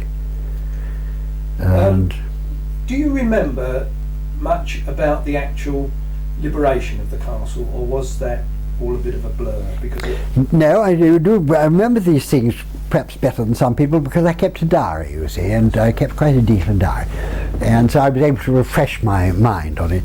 But I do remember a lot because about well after the Allies were over the Rhine, well, when they were pretty close to Colditz, actually, close enough for everyone to be rather sort of excited, wondering when they were going to appear and how. And it was on a Sunday morning, and I was one of the people who used to go to communion service on Sundays, and a lot of people did. But on this particular Sunday, a lot of people used to go, but on this particular Sunday, because the Americans were considered almost to be just over the horizon, and it was a frightfully tense and excited situation, and people spent hours just looking out of the window and listening, hearing artillery fire and everything. Very few of us went that Sunday, about 7 of us, I think, 8. Dickie Hurd, Padre Hurd. And in the middle of the service, there was a sudden roar overhead, and vroom of a lot of aeroplanes coming right over the roof of the castle. Frightfully exciting, you see. But such was discipline in those days, both military and religious, that nobody moved from their knees. The temptation to get up and rush to the window. We'd waited 5 years for something like this. No, we stayed on our knees, and Dickie Hurd did hurry things on a bit, brought the service to a fairly early conclusion, and we then all rushed to the windows. And I remember seeing this extraordinary sight of these, I suppose they were typhoons, would they have been, or whatever, diving right below the level of the top window. So we were looking down on the pilots and shooting. There was this SS company and the local Volkssturm, the Home Guard, which the SS had booted out and made to dig trenches and take up fire positions, and they were being attacked. And we watched this quite a time, and then they flew off and all became quiet again. And then suddenly there was a shout from somebody, "Look, tanks!" And we all looked, and quite a long way away, some 2 miles, I suppose, 1 and 3/4, I don't know, on the far hill, round the corner of the wood came about 4 tanks. And there was a terrific argument set up as to whether we couldn't see, we had no field glasses obviously, but whether they would look like American tanks or German tanks, you see. And all these tank experts, you know, people like Dick Howe, for example, so arguing about it. Oh, it's undoubtedly American tanks. Oh, I don't think so. And then nothing happened. They sat down. They stayed still. They fanned out into this field. Little dots, really, they were. And nothing happened. An extraordinary thing, really, because all of us in that upstairs room, looking out of those windows, well, not all of us, a lot of us had been prisoners for 5 years. And for 5 years we'd waited with incredible patience, really, for the war to end or for us to escape or whatever it was, but to get out of the situation. For 5 years some of us had been really patient. And now, because these tanks appeared and didn't do anything more, everybody became violently impatient. And sort of ridiculous things were shouted round this upstairs room, like, well, what the hell do they think they're doing? Come on, get a bloody move on. I think they're just having a brew up and all this sort of thing, you know. It was so silly when thinking about it afterwards. And then eventually they moved forward and started to shell the village, shoot the village up. These tanks, they didn't come very near. They came on a bit. Then I suppose the soldiers arrived, and then a lot of artillery fire started shooting, coming over the castle and so on. And Willie Todd ordered us all down into the lower ground floor at the back. And he had 1 or 2 people posted as lookouts, just to keep an eye on what was going on. And we put up flags. I don't know where people had gone from. There was a Union Jack and a Polish flag and something else. They were hoisted somewhere up on one of the roofs. And we were sort of down there, and we stayed there the rest of that day, really. There was one chap, Bertie Bousted, I think he was, who had to go to the loo. Well, most of us had to go to the loo. He had to go to the loo rather urgently. And he was sitting on the pan when a mortar bomb I think it was mortar bomb probably, fell just at the back of the castle outside the window of this loo. And the blast of it came through the window and not only blew the door of the loo open, but blew his trousers off him, and they shot out across the room through the door too. Amazing, really. And I kept my precious diaries. By this time had developed into about 6 or 7 books, copybook things, you know, which I tied together, and I kept them with me all the time, and which I'm very glad I did. And then everything quietened down at night, and Willie Todd sent a message, or came round, and said, I think we can all go back now. In fact, he had earlier on allowed 2 people from each room to go back and make tea or something and bring it down, but he said, I think we can all, it's all quietened down. I don't quite know yet what's happened, but it's quiet now. I think we can go back to our rooms and try and get some light sleep. If it all starts up again, we may have to go downstairs again. So we did that, and I remember in the middle of the night there was quite a lot of shells suddenly came whizzing over the castle. I remember thinking then, well, what a silly thing now to go and get killed on the last day of being a prisoner, you know. And then dawn broke, and one rushed to the window as soon as it was light to see anything, and we could see what of American soldiers walking about on the other side of the river, the Mulder, whatever it was, ran down the middle of Colditz, and there were German civilians, and the Americans were obviously shouting at them and giving them orders. And there was one chap crossing the bridge, and some German civilian, and he obviously lost his nerve and stopped, and this American soldier sentry on the bridge the other side shouted something at him, probably said to him, come on over, or come here, or something, and he lost his nerve and turned and ran, and they shot him down. I remember seeing that. So then a lot of excitement, wondering what was going to happen, and a lot of us assembled in the courtyard. We were still shut in there, of course. And I always remember this great moment when suddenly the great door there was undone, and it opened, and I think I describe it in my book. I say that there entered filthy, muddy, and armed to the teeth, the first GI that most of us had ever seen. And there he was again, and it was quite a tense moment. He was obviously discovered after an extremely weary, tired, battle-shocked soldier, and there were all these maniacs, us shouting and screaming, didn't know what he'd get, and his first reaction was to take his rifle off his shoulder. He got on his shoulder, like that, you see, so we all stopped a bit. Oh, don't get shot this morning, you know. And then we all shouted things to him more calmly and said, come, we're prisoners of war and so on. And more soldiers arrived, and it all relaxed. And I remember we took one of them up and gave him some breakfast, because a lot of us had kept the last 1 or 2 parcels in final reserve in case we were marched away somewhere. And we were able to... And a couple of days later, they took you to an airfield somewhere, did they? Yes. The camp had suddenly been invaded by hordes of French prisoners of war. Yes. They'd suddenly been invaded by hordes of French prisoners of war, and they were accommodated in any passageways and loos and showers and rooms and anywhere. They didn't move them, not till later, but they moved all the British. We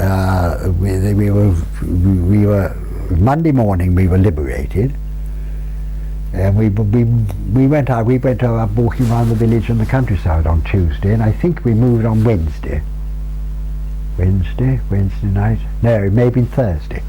Can't remember, it doesn't matter. But it was within those 2 or 3 days. We were told that we would be taken by lorry to place near Weimar, Kolleda airfield. It was an all-day drive. We got there, we left in the fairly early morning, and quite a convoy of these lorries. And we got there fairly in the evening, and we spent the night there. The next morning about half a dozen Dakotas arrived, and I remember we were waiting there on the airfield. We were told to be ready at 8 o'clock. Well, nothing happened till about 10, I think. We were frightfully impatient. And suddenly these planes arrived, and I remember several of us saying, "Ooh, monoplanes!" You know, hadn't seen a monoplane before. Well, I suppose we had, but didn't see them flying over. Yeah. They came in. And apparently it was quite a rough journey home, was it? Do you remember that? What, weather-wise? Yes, I remember quite a number of people were sick on the way back, and I normally would have been affected by air sickness. I don't remember being affected by air sickness, but one particular day I remember lying on the floor being frightfully sick. We flew direct. No, we did stop somewhere. We stopped somewhere somewhere at Lille or somewhere to get petrol, get fuel for the planes, and then there wasn't any. We took off and landed somewhere else in Belgium, I think. That took a little bit of time, and then we flew. It was still light. I remember great excitement when we crossed the English Channel. We came over the chalk pit at Lewis. I began to recognise some of the ground, but we were coming low. And we landed at an airfield. I got it down in my book where it was, but I think it was somewhere in Buckinghamshire, I think. And did you then go to, was it Cosford or somewhere like? What for? For debriefing. No, we were debriefed at where we spent the night, near the airfield somewhere, near Amersham it was. But it was fairly perfunctory. I mean, they had thousands of prisoners more coming. I don't think they were frightfully interested unless we had something special to say. I think I did report something about my time in Poland briefly to somebody. And they gave us a quick medical and things and sent us home next morning. And after the war, you stayed in the regiment? Well, on the way back, waiting on this airfield, somebody no less than the great Davies